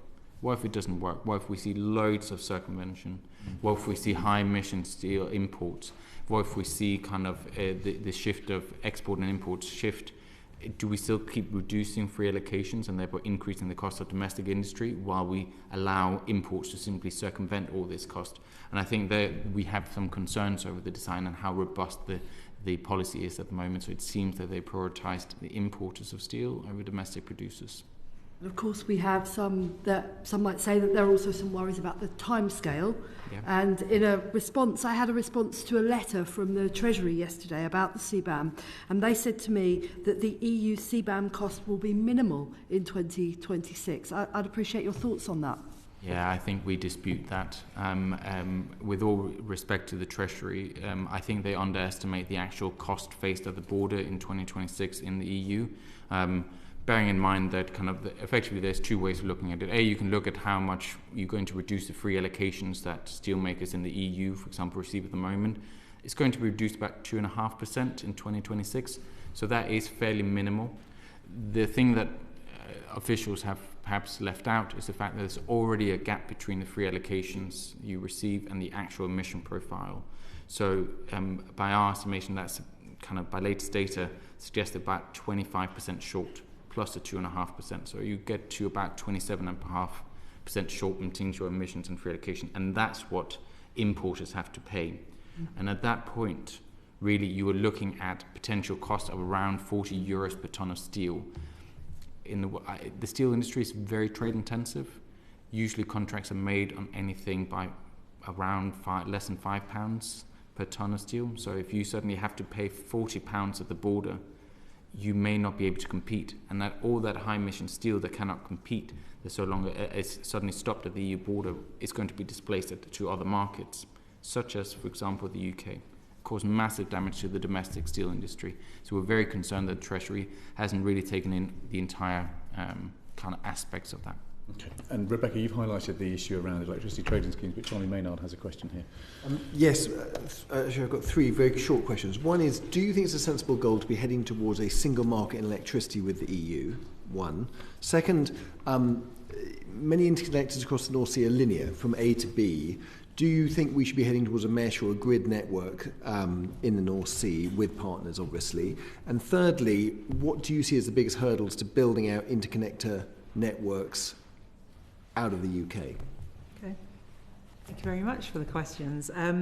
So the single electricity market. So following Brexit, so before Brexit, the UK was part of a mechanism called the single day-ahead market coupling, which meant whatever borders across European countries you wanted to pass electrons, you entered your orders and the whole thing was optimised for you. Following Brexit, the UK was cut out of that. So what that means is that people who want to trade electricity interconnectors to the UK, to any other country, have to enter via different systems, enter all their different buys and sells, their trades, as well as entering the European market coupling. This is inefficient. This has been proven time and time again to cost UK consumers and European consumers. It adds a cost. It means that the trade flow is just far less optimised. We believe that we should be back into the single day-ahead market coupling, which we believe we can, and we also have the support of many of the European grid companies as well. It would be a much more efficient way to run what is already physically connected network. With regards to the current interconnectors being linear, you're absolutely right. They are connecting country A to country B, and they are indeed very flexible, but go to two different locations. National Grid is actually pioneering the first, what we call offshore hybrid assets. It's a joint venture with TenneT, the Dutch grid, and what it does is not just connect two countries, but it connects what's going to be a very large offshore wind, like a wind farm, which will be at least 100 kilometres off the Dutch shore. And this is the first example of what you can see, a hybrid interconnector, which is starting to combine different infrastructure. If we remember, we've got huge ambitions in the North Sea between ourselves and the North Sea countries, 300 gigawatts of offshore wind potential by 2050, and we believe some of those assets will be hybrids connecting to not just one or two, but potentially 3 or 4 different markets, and the technology is there. We are implementing it now. Hurdles to further investment in interconnectors. Well, we've heard about the European CBAM. If you believe there's going to be a tax on exports, and that will no doubt dampen appetite for efficient trading.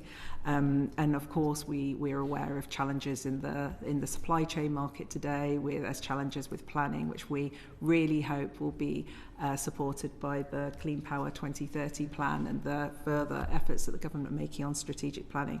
But what really supports interconnection between countries is, of course, energy collaboration at a political level, bringing together joint venture partnerships like National Grid has with the state-owned grid companies across the North Sea, which benefit consumers every day by flowing the cheapest price electricity to the most expensive country, and flexibility that changes in seconds, therefore really supporting the build-out of wind generation.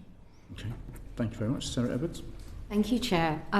So I'll come to Sarah, you first. So the UK's policy on sort of product standards is what I wanted to pick up around sort of eco-design requirements and reducing carbon emissions. So what are your thoughts on how sort of policy could be changed or better improved to assist with that? Because obviously we know we need to move towards an environment where we stop throwing things away all the time and that we reward repairable items and more recyclable items. So if you could comment on that, and then I'll slightly adjust the question after and come to you, Frank, on industry more generally.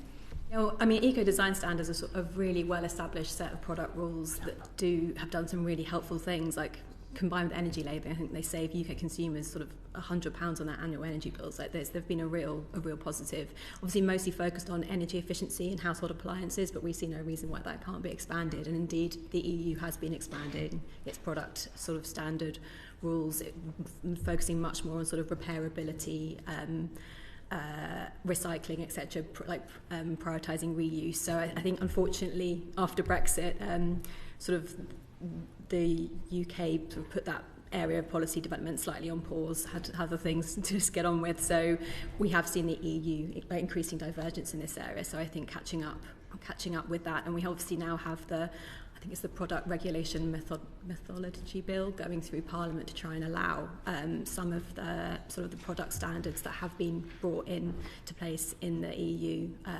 Sort of we can automatically sort of uplift our own. Obviously, when that's improving our standards, that needs to be really clear. So yeah, I think there's a lot of opportunity to make improvements in that area. And as I said earlier, sort of reducing demand for materials, keeping them in circulation longer, it all helps sort of improve the UK's resilience generally. Thank you. And so, Frank, from an industry perspective, around that sort of circular economy and the carbon emissions factor, what do you think, could improve from the same perspective around those sort of products that are being created? So I think kind of from a steel point of view, we have a very good track record already with steel is technically infinitely recyclable and is recyclable today. I believe that over 90% of it is recovered and recycled today. As we're moving to an electric arc furnace future for steelmaking, our steelmaking will be closer to 100% scrap-based steelmaking. So there's already economic signals, economic incentives to recover reused steel, like used steel for further production. Things that we could see of in the future is obviously digitalization, digital catalogs, where rather than being used as scrap and reproduced, it could be reused in certain places. Simply if the steel is still, let's call it beams or rebar, for example, is still good enough quality, perhaps it can be reused rather than having to be reproduced in an electric arc furnace. But I think from a steel sector that I don't think there's huge more to gain. Like relatively speaking, it's already a very kind of circular economy or circular production method. So yeah. Thank you very much. That takes us to the end of this panel, I'm afraid. Our time has been slightly short this afternoon, but thank you very much indeed for a brilliant set of evidence. That has really helped us understand some of the guardrails that we're going to need to ensure are in place for trade strategy in the future when it comes to carbon. Thank you very much indeed for your time and for your evidence. That concludes this.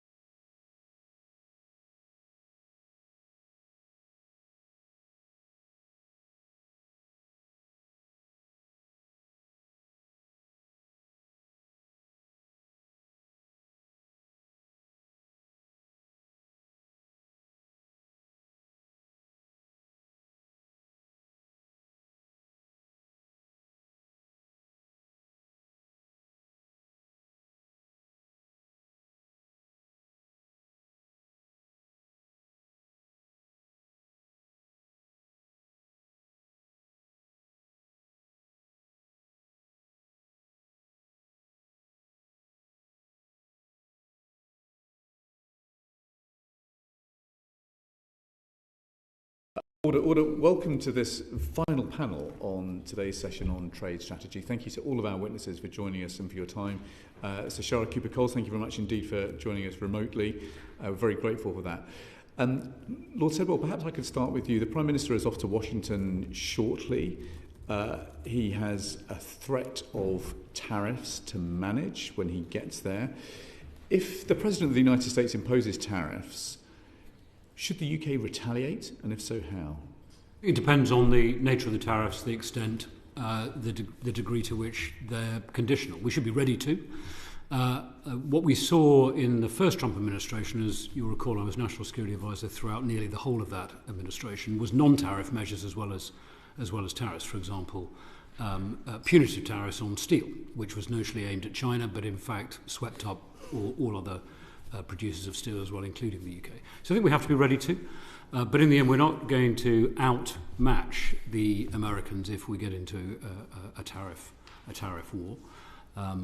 Particularly on our own, we should be aiming to secure a free trade agreement. Trump has said he wants to do that, and today's announcement on defence, one would hope, would create the right climate for a more productive conversation than that threat might suggest. So let's take the scenario of an across-the-board 20-21% tariff, which was, I think, the last tweet that we read.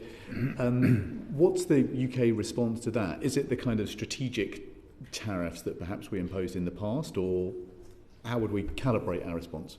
We'd have to see whether Trump said, OK, this is across the board, but I'm now going to negotiate with individual countries to release that, then the Prime Minister might decide, the government might decide not to retaliate, but we need to have some kind of capabilities in order to retaliate if necessary. But it won't have much effect on the Americans, so we should be thinking about non-tariff measures, other measures that would have more of an effect, and that would get President Trump's attention should he be unwilling to then quickly get into a negotiation with the UK about releasing the tariffs, about advancing towards a free trade agreement. It has to be for the UK stiletto rather than bludgeon, because we simply don't have a big enough bludgeon. Bruce Magnus, what would you counsel the Prime Minister to do if we got hit with across-the-board tariffs from the United States? I'm not sure I've got very much to add to what Mark said, actually. I mean, I think we're pretty small beer as far as the United States is concerned.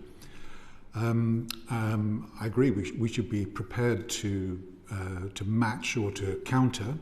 Obviously, it would help us a lot if we were to do this as part of a bigger group, rather than on our own, where I think, Americans or the administration, I think, would regard us pretty much as toothless. But it depends. I mean, we have, we're not completely sort of powerless in terms of the structure of what we sell to the United States. And I think there may be some areas, particularly, perhaps in financial services, perhaps in kind of other areas, where we may be able to, counter a threat, but I'm not really optimistic that it would be terribly effective. I mean, we obviously have a kind of a long and sometimes enviable reputation of being a free trader. Not that we've ever not been forced on very, very rare occasions to adopt tariffs. But these are in exceptional circumstances. Whether this would count as an exceptional circumstance or whether the President of the United States would be using the threat of tariffs to try to leverage something from the United Kingdom remains to be seen, obviously. Okay. And so, Sharon Cooper-Coles, what would your advice to the Prime Minister be if we were hit with across-the-board tariffs from America? Well, I agree very much with what Lord Sedwell and George Magnus said. I would add only that we have, of course, a not-so-secret weapon in the form of our new ambassador in Washington, who was Trade Commissioner and who worked with me when I was ambassador in Saudi Arabia to get Saudi Arabia into the World Trade Organization. I think this goes well beyond tariffs, as Mark Sedwell has suggested, and we need the whole range of weapons in our diplomatic armory. We're dealing with a rather volatile personality who is susceptible to flattery, to incentives of all kinds. And it needs to be done with a great deal of agility and subtlety. And Mark's analogy of the stiletto rather than the bludgeon, I think, might appeal to His Britannic Majesty's ambassador in Washington. Well, Lord Sedwell, this is perhaps the sharp end of a big debate about UK trade strategy, and the way that this is sometimes characterised is that even if we don't have to choose between Europe and the United States, we've got to somehow square this triangle between Europe, the United States and China.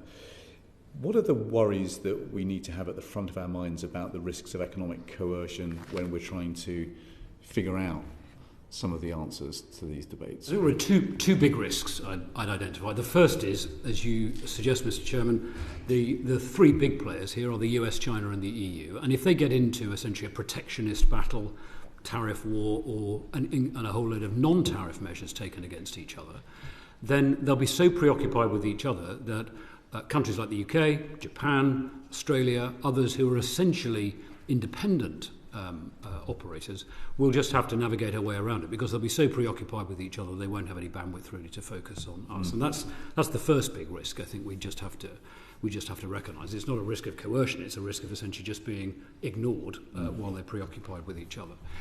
The point on coercion, I think, is a really interesting one. This came up in the G7 panel I chaired back in 2021 when we looked at economic security, economic resilience in the round, not just in trade.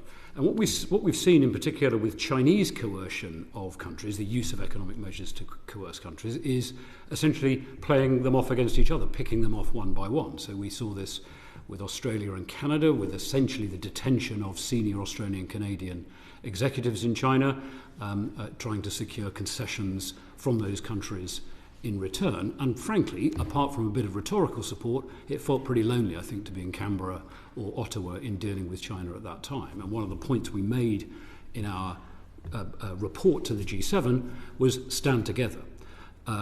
We can all seek economic advantage on a national sovereign basis, but if we're going to deal with a much bigger player, like China in that case, on issues like economic coercion or indeed human rights, then we have to do it in concert with allies. At the time, the United States, at least on that, was clearly an ally, but we may have to think similarly if we face economic coercion from the United States, as George Magnus suggested.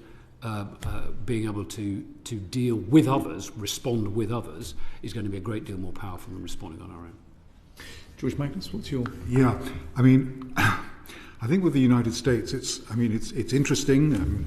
Perhaps that's not the appropriate word, but certainly it's a blank sheet of paper. We don't really know how this game, if you pardon the expression, is going to play out. We have much more experience about watching and analysing coercion from China, as you've just heard. And of course, China has a lot of form in trying to use coercion to influence trade practices and ultimately political argument. So, I mean, the first one I think I remember is Norway over the Nobel Peace Prize. But also, as we've heard, it's involved Australia, Canada, most recently perhaps Lithuania, but also South Korea, Japan, Philippines, probably a couple of others I've missed.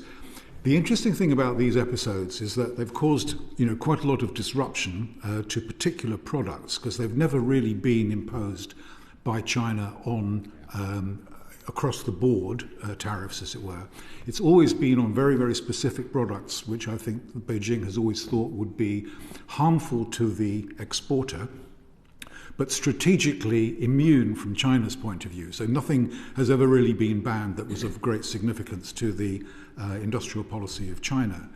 And in the end, actually, all of the countries affected ended up increasing their exports to China once the restrictions were lifted, or if they found alternative ways of trying to compensate for the loss of sales to the People's Republic. If we take China in particular, what are the vectors of coercion that we should be most worried about? And can we guard against that coercion with the Sedler strategy of standing with allies? Is that enough, or do we need to be doing more? Can I just ask you, what do you mean by the Well, vector?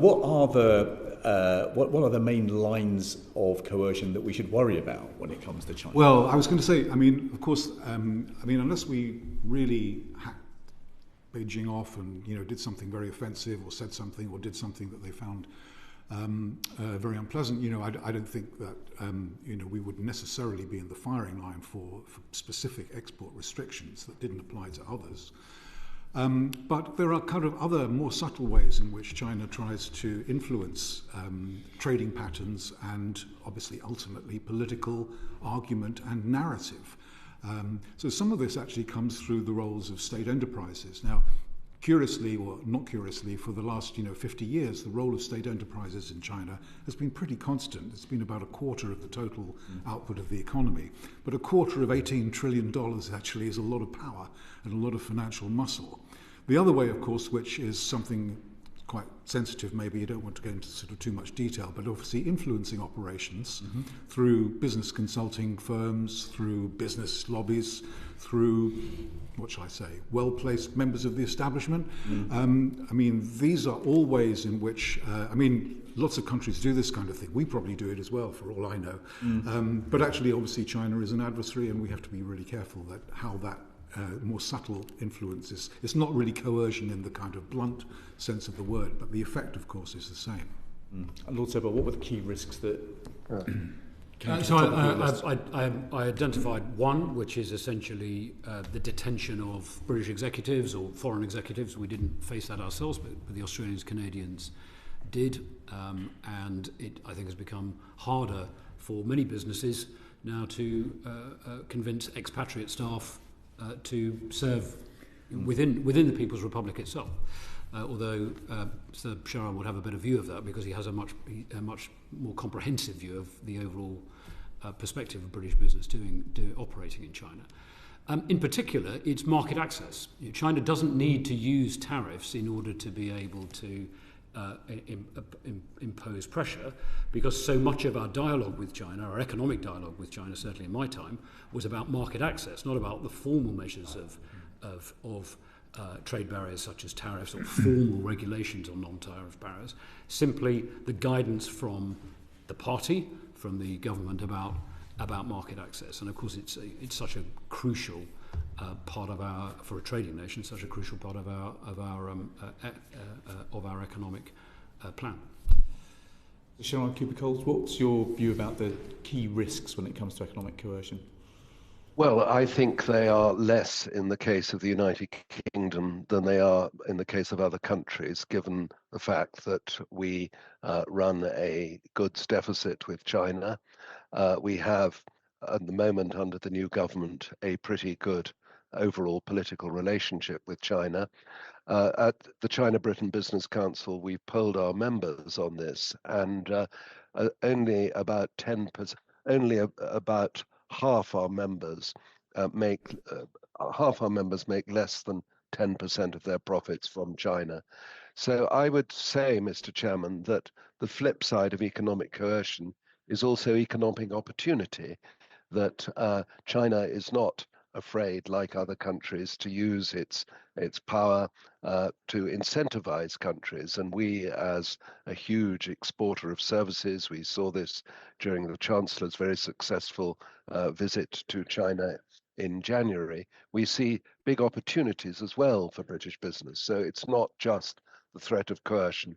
There are just two sectors where I think we might be exposed, and that is luxury goods and the automotive sectors, where if relations were to turn down very badly, then in those sectors, there are particular companies that might feel the heat. But there's no sign of China doing that. And one small example, during the Chancellor's visit was we were doing so well. We've got some slight interference on your line, Gerard. I'm sorry. Well, I'd just like to say, during the Chancellor's visit, one... We're going to come back to you, Gerard, just because the line is not quite symbol of strong enough. Incentivization was China. All right. Sorry. Okay. Rosie writing. Thank you. We touched on luxury goods and automotives, but I wanted to kind of come to all of you to ask what critical products and supply chains do you think are most exposed to the current economic security threats? I'll start with George. So the question is really about which of our industries or sectors would be most at risk if there should be, I don't know, some sort of military or diplomatic kind of spat, basically. Various geopolitical. Yeah, I mean, well, obviously, energy isn't a particularly, obviously, big issue between us and China. I mean, we don't sell, I don't think we sell them any energy, and that we buy much from them either. But obviously, you think immediately about aerospace. You think about technology, and you think about maybe pharmaceuticals. I mean, these are things which we are pretty good at in one way or another. And I don't really worry a lot about. I mean, except in circumstances where we should find ourselves in outright conflict with maybe others vis-a-vis China. I don't really worry too much really about restrictions by Beijing on the United Kingdom in these areas, but we might find ourselves in a difficult position if, let's say, relations between the United States and China were to get to the point where, partly through the America, First Investment memo, which was sent by the president recently, partly because it's speculated, will there be a deal? Won't there be a deal? Will he up the ante to impose lots of export restrictions on Chinese tech before kind of opening up to the possibility of an agreement? But these kinds of things could put us in a difficult position or an awkward position, not just us, but I mean our trade partners as well. because obviously the United States might expect similar action from, quote, its allies. So I think there would be potentially some problems there. But I mean, I do think, as Sharad said, I think, most of what we do in China, we run we don't have a trade surplus with China. We want to sell them a lot more financial services, which are, generally speaking, not as contentious as particular goods. I mean, I think a big issue really, maybe you will come onto this actually, is I think that a lot of British firms, as far as I can make out, Sharad knows much more about this than I will ever, but I mean, a lot of British firms, I think, actually do worry, and not worry, but they fret about the fact that they don't really know where the red lines are. And I think, I don't know whether I know the audit is in process. I don't really know when it's coming out or what it's going to provide for, but I think we could do our own firms a big favour by basically being quite specific about what you're allowed to do and what we don't think you should be allowed to do or do with restrictions and so on. And that would clarify things, but I think that, there are vulnerabilities, no question about it, but yeah. Thank you. Lord Sedler, was there any other? Well, I think the key vulnerability, which, by the way, is not a particular UK one, arises from monopolies. And that's not only true of monopolies which sit in China. There's a monopoly on the most advanced semiconductors based in Taiwan, a country that, of course, is vulnerable but is allied. There are others. We came across this during the pandemic, including many that we didn't really understand, and we started mapping that through a project called Project Defend in government about looking at supply chains and where, if you work back up the supply chain, where the monopolies lie, because they often aren't apparent. In the case of China, the key monopoly is in critical raw materials, so platinum group metals, rare earth elements, and so on. And China, not because they've done anything nefarious, it's sometimes suggested that, but simply because they've invested in the refining and production capacity, have, depending on which one you look at, something between a 70 and 90% monopoly, near monopoly, in the refining and production of those critical raw materials, and those are essentially the petroleum of the 21st century economy, and we're all completely dependent upon that. Now, of course, China is also highly dependent on those too, and on the refined products that are used returning. So there's a mutual dependence here. But if you wanted to identify a particular area where there is a monopoly that is absolutely critical to the 21st century economy, it's that. And when I spoke to the G7 leaders and tried to bring this alive for them, so you need to think of this as the potential OPEC crisis, the 1970s crisis of the 21st century, if there were a geopolitical crisis that then caused a disruption to that supply in the way that happened in the 1970s with oil. That's the scale of it. Do you have concerns around tech monopolies as well, where supply chains are less visible? Well, of course, I mean, in a sense, this is the hardware of tech. Critical raw materials and semiconductors are the hardware of tech. The software of tech, the monopoly sits in California. And it's a different kind. There's a different, or an oligopoly really sits in California with the Magnificent Seven American tech companies. So there are monopolies throughout the modern economy. Globalization has actually led to specialization and the growth of huge firms. And if you're thinking about economic resilience, the answer isn't to create a different monopoly and a different dependence, even one that's onshore. It's not a very efficient thing to do. It's to create diversification in the market, because you get the direct benefit of alternative sources of supply, and you constrain the behaviour of the original monopoly if you can build up, if countries can build up those alternatives. Do you think we now know what those supply chains are that we need to worry about? I think certainly we did a pretty good mapping exercise. This was several years ago now, because I've been out of government for a while. My understanding is that has been kept fresh. So I would expect that government would have a pretty good idea of what the critical supply chains are and where the critical vulnerabilities are for this country. Gregor Poynton. Hey, thanks very much. Mr. Chairman, I don't know if you can hear me. I can hear you, but I can't see you. No, well, I've turned my camera off. I mean, I've just to add to what Mark Sedwell and George Magnus have said. I mean, we at the CBBC believe several UK sectors rely on China for rare earth mining and processing. It's electric vehicle motors, wind turbines, advanced battery technologies, and defense and aerospace.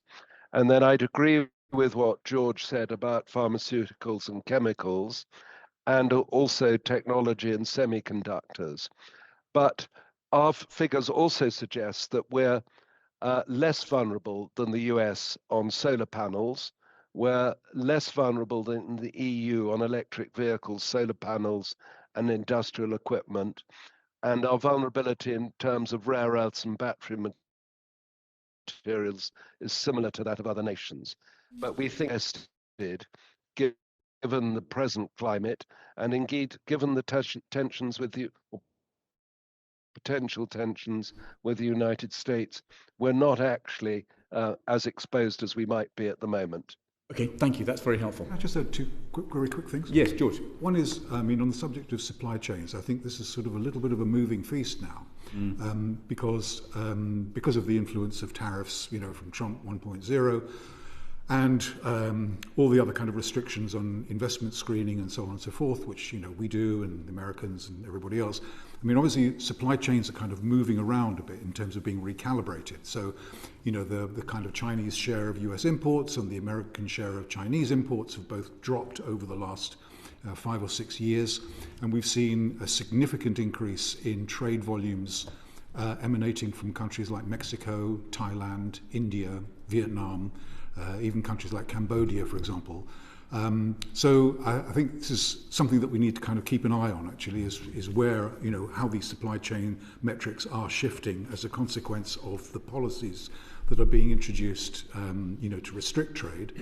The other thing is not really a physical good, so it doesn't really kind of qualify as a supply chain phenomenon in the same way, but data is something which I think a lot of people really worry about now. Data transmission, data collection, data storage, privacy. All these things I'm sure the committee is very, very familiar with. But when we talk about electric vehicles, when we talk about, cellular modules, Internet of Things, these things should command actually a lot of our attention nowadays, I think. Sorry to interrupt you. Did you want to come in briefly? Yes, please. It's really just to reinforce some of the points that have been made, Mr. Chairman, and quite specifically around the automotive industry, and as it makes the transition from internal combustion engines, which is a huge employer in the UK, a huge export for the UK.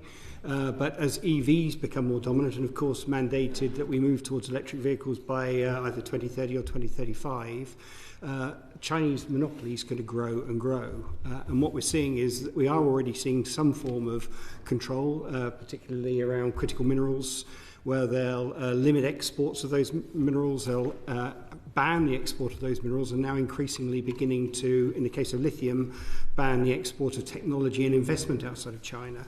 So they're really trying to maintain that monopoly, and that's an existential threat to the UK automotive industry because we won't be able to make the transition in time. We're very much playing from a position of weakness compared to a decade or so of constant investment by the Chinese. So we've got a lot of catching up to do. Well, let's move on to what we do about it. Gregor Poynton. Exactly, that was the next question. I think you've all outlined very clearly some of these economic security risks. The question really for us now is what should the UK government be doing about that? So what are the safeguards and tools that the UK have in place just now to help protect against some of these economic security threats? But then also, what should they also be putting in place for the future if there are gaps in our capabilities? Perhaps start with Mr. Sargent, given the space you're in.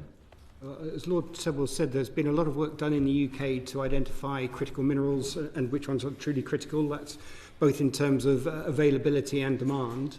And they've done some very sophisticated work to identify the targets. Lithium is one of those. And really the answer to that question is we've got to develop an entire new industry that will compete on a level playing field with China.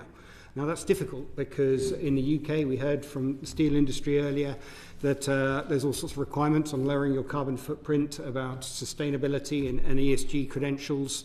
None of that's a requirement in China. All the chemicals that go into electric vehicles today aren't compliant. They're not low carbon. And in fact, we're almost blind to the level of carbon footprint that goes into an electric vehicle. Now that will change in 2027 with the introduction of battery passports. That's the first step. That's identifying what the carbon footprint is, how much recycled chemicals have been used in the production of a battery, and other ESG credentials, particularly around sustainability, but it's not here today. So for new industries trying to emerge and maintain that market share in the automotive industry, as just one example of an industry that uses batteries, you could equally include the aerospace industry or the defence industry. Many industries are increasingly using batteries, but to maintain that market share requires an entire new emerging industry in the UK and Europe to maintain that market share. That requires a lot of private investment. So in response to the question, what is the UK doing about it today? So we are trying to encourage those industries. The Automotive Transformation Fund, which together with Innovate UK provides investment to help the UK automotive industry make that transition to electric vehicles, does provide early stage funding. We've seen the National Wealth Fund take following positions in equity as well as government-backed debt for those industries. But we're also seeing some headwinds, which the more cynical among us might think that have been to some extent induced by the Chinese. So we've been seeing very low lithium prices in our industry, prices that are almost a record low, and that's because of some of the practices that are being employed in China, and that's preventing private money from investing in these emerging industries. That's a big problem. Lord Sedler, when you're prosecuting a trade strategy, how do you install in your trade strategy things that might protect you against these vulnerabilities? So it sounds like if you're worried about monopolies, then presumably you want a trade strategy that helps you diversify your trade. Exactly right. But the truth is, we don't have enough. We don't have the critical mass to do that on an entirely national basis, given the dominance, say, of China in this particular area, or indeed of Taiwan in semiconductors and other countries in other areas. We simply don't have the critical mass to affect the overall shape of the global market. So that's why we looked at doing this through the G7, and it means developing alternative sources of supply, say, of those critical raw materials. That means building refineries in other places than China and securing the supply of the raw materials from the mining sector, cobalt from the DRC, wherever it might be. And to go to the point that we've just heard, protecting those industries while they're developing, because they are vulnerable to dumping, to predatory pricing, etc. So it's investment, it's tariff and non-tariff measures, it's ensuring there's a level playing field on environmental and labour standards. These processes are dirty and dangerous, and we operate to different standards to our competitors. It's essentially, the shorthand, to go back to the OPEC analogy, it's everything we did after the OPEC crises of the 1970s, before the crisis breaks, if you want to take that example.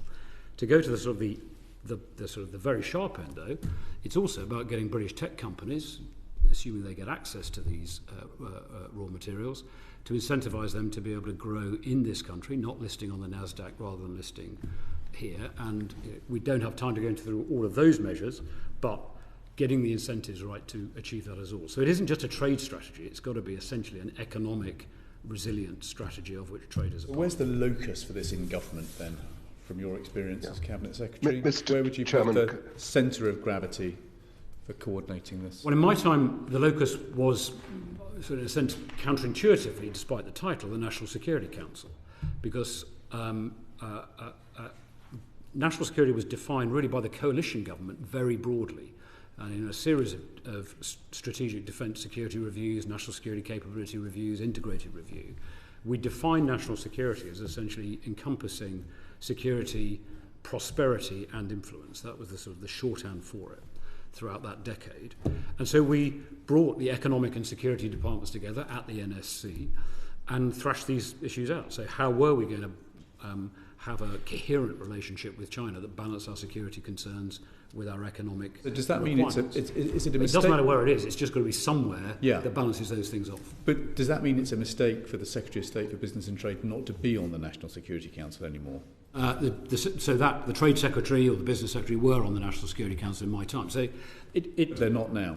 So if it's going to be, if the NSC is going to be narrowly focused on security and defence, then it's fine in a sense not to have the economic departments represented. But then there needs to be some other body that brings the security and defence community and the economic community and government together. because that's where the rubbing point often lies. And so whether it's the Cabinet, whether there's some other committee, whether it's a mission board, doesn't matter. It can be the NSC, it can be something else. But they have to be around the table to have the same conversation so there's a coherent government policy. The situation that we've got today is that the Economic Security Subcommittee of the National Security Council has been abolished because, we are told, the National Security Council itself coordinates economic security, but the Secretary of State for Business and Trade is curiously missing from the standing membership. It just feels like that might be a decision that needs revisiting. Yeah. I mean, I would hope at least the Secretary of State for Trade, Business and Trade is allowed to attend, but my view is that that's a heavyweight department. National security encompasses economic security. If you want to attack this country without going to war, you attack our economic security, and we know the Russians at least and others are thinking about that. So in my view, DBT should be around that table and should be thinking about security just as they think about prosperity. Yeah. I'm going to move us on just because the clock is Mr. against Chairman, us. Cheryl, I'm just going to move us on, Cheryl. Just, I'll bring you back in if there's time in a moment. But I'm going to just come to Charlie Maynard now. Thank you. And Lord Sedwell, a lot of this is about where did the UK go? And taking kind of a medium to long-term aspect rather than a short-term one, and kind of, I think your point about monopolies is very well taken. And if you're looking to kind of mitigate or manage or even contest those sorts of risks, to what extent do you think that we are, if we want to push UK ideas, policy, security, economy, are we better off inside one of those big three groups, and the obvious one being the European Union, or are we better off as a second-order power, floating and playing as best we can and managing and mitigating those risks outside? Well, it's clear we aren't going to be in one of those three groups anytime in the foreseeable future. Medium to long term. Well, I still think even medium to long term. Mr. Maynard's an optimist. So I think we have no choice but to navigate, and other countries do that successfully. You know, Japan has always been in exactly that position, and they have a similar economic structure to us. Now, we can align, but I think if you're smart in diplomacy, you align as best you can with your natural allies, but you don't become completely dependent upon that alignment, and you allow yourself some choices. And I think we have to do that now. There's an argument about whether we'd be better inside the EU and doing it that way, but that argument is not a practical question for the foreseeable future, in my view. Well, okay, but just to answer that one on the long term, and I take your point about medium and short, but on the long term, do you think in terms of having the UK's strength maximised, where we are better off? I am interested in long term, I'd like to see a North Atlantic Free Trade Agreement. Right. Long term, I'd like to see an economic NATO. Now, that isn't going to happen under Donald Trump, I don't think, but it's something that a different American administration that is actually thinking strategically about China and the risks of divide and rule among the Western community might actually think about a North Atlantic or a G7 plus kind of free trade and economic arrangement. And that, obviously, the UK should be part of. Thank you. And George or Sir Sherrod, if you'd like to give a view on that? Yeah. I mean, I think it's just accepting the inevitable, for the foreseeable future, should we say, that I think we aren't going to be a member of either of the three groups, particularly not the EU. But I should say particularly not China, but also not the EU. But I think that I was thinking about this as Lord Sedwell was speaking, and thinking about also some of the evidence that I was listening to earlier this afternoon. The thing about a small open economy like ours, which relies we don't rely on trade, but it's quite important. But if we want to rely more on trade and we want to win more business, then basically our exports have to grow much more quickly than they have been. And we know that we're on the kind of the bottom end of a kind of a hockey stick, really. We were 10% of global exports about 40 years ago. We're now about 2.5 or 3. So if we want to change that, basically there's only two ways we can do that. We can either take advantage of booming or growing world export markets. And I'm sorry, one of the things that I kind of would dissent from some of the things that I heard this afternoon is, we are actually now at the peak of where, world trade growth has been. And I think we're going to see increasing amounts of trade conflict in years to come. And I think it's going to be really difficult. Where we've basically fallen short historically as a nation is in growing market share, which is the other way that you can actually succeed in international trade. And that kind of made me think about something you said about doing, more stuff at home. Because where we've really been not very good is scaling up ideas, new ideas, technology ideas that we have. Some in pharmaceuticals, I think we're pretty good. I think probably in some advanced forms of, energy technology as well. But I think we've not really been that good at scaling up our new firms and our better firms, and basically going out to take market share from others in third markets. And I think that's something that we perhaps, it's another way of saying import substitution, maybe not really import substitution, but doing more from a kind of a domestic point of view to increase our external presence. And I think that's something that I think the Department of Business and Trade from memory has written quite a lot about this, but in the past. Can't really focus on it. Gerard, any comments on that? Yes, just very, very briefly. I hate to say this as an ardent Remainer, but we are seeing some benefits. For example, the British education sector, not just higher education, is benefiting from the tensions in US-China relations. There are now about 200,000 Chinese students at British universities, and they are contributing pretty substantial sums to UK GDP. Similarly, often through Hong Kong, with whom, incidentally, Britain does more trade than we now do with Japan, and if one regards that as part of Greater China, but through Hong Kong particularly, we are seeing pretty significant sums of Chinese capital coming into the UK for investment in the UK, either directly or through our stock markets. Chinese individuals are looking for homes for their capital. They look around the world. They don't particularly want to put it in the EU. They don't want to put it in America. It comes to Britain. So there is an upside to all of this. And what the government is doing with planned visits to China by Ed Miliband, the Secretary of State, by the Secretary of State for Business and Trade and so on, to exploit those in an agile way, and the way Lord Sedwell said at the beginning, is exactly right and in our national interest. Super, thank you. Right, we've just got a couple of minutes left, but Sarah Edwards, do you want to just... Thanks, Chair.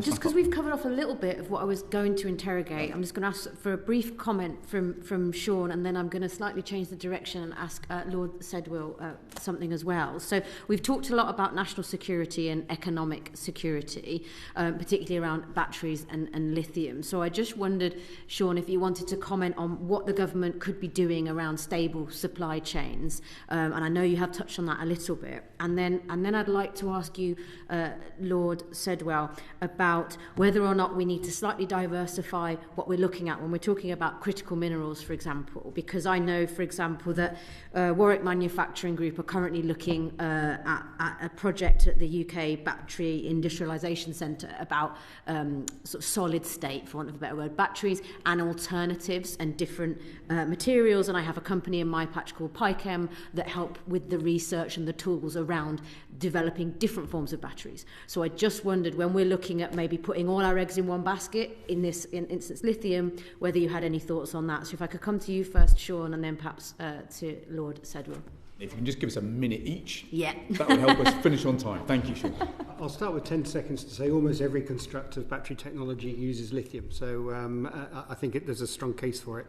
But in 1 minute, so I think what some of the things we could do is level the playing field. So we talked about CBAMs. Currently, there's no intention for CBAMs to be extended to battery raw materials. It should be. At the moment, the rules of origin that control the local content of material going into batteries don't identify the raw materials. They start at the cathode active material level. They could do. That would really help. That would prevent imports coming into China. This is a hugely growing market, going up from 120,000 tonnes today to 700,000 tonnes by 2030. So the opportunity is absolutely huge. Will be low carbon, will be sustainable, so we know we can compete on a very sound footing. Of course, anything that promotes private equity or private finance supporting these industries at the moment are very risk averse because it's an emerging technology. They're sort of questioning if people can compete with the Chinese on the footing that we are at the moment. Anything that would change that balance is imperative, and without it, will fail. Interesting. Three things to go to your point, and all things to, if I can sort of still draw on that OPEC parallel that were done after the OPEC crisis of the 70s. Build up inventories and reserves of the current critical raw materials that we need and where monopolies exist in order to give us a buffer. Second, find alternative sources of supply, so invest in alternative sources of supply of the existing raw materials. And third, exactly as you say, develop alternative technologies. That's exactly what happened after the OPEC crisis. There were the solar power and all of the other energy sources were really developed because very high oil prices, very high energy prices made them potentially economically productive. So whether it's solid state, whether it's other kinds of tech, but find alternatives, find alternative sources of supply, and then find alternative technologies would be the three things I would do. Brilliant. Reserves. That is a wonderful wrap-up. That is lucid and optimistic and nice and clear. Thank you so much to everybody for your evidence and for your time this afternoon. That has given the committee an awful lot to think about. Thank you very much indeed. That concludes this panel and that concludes this session.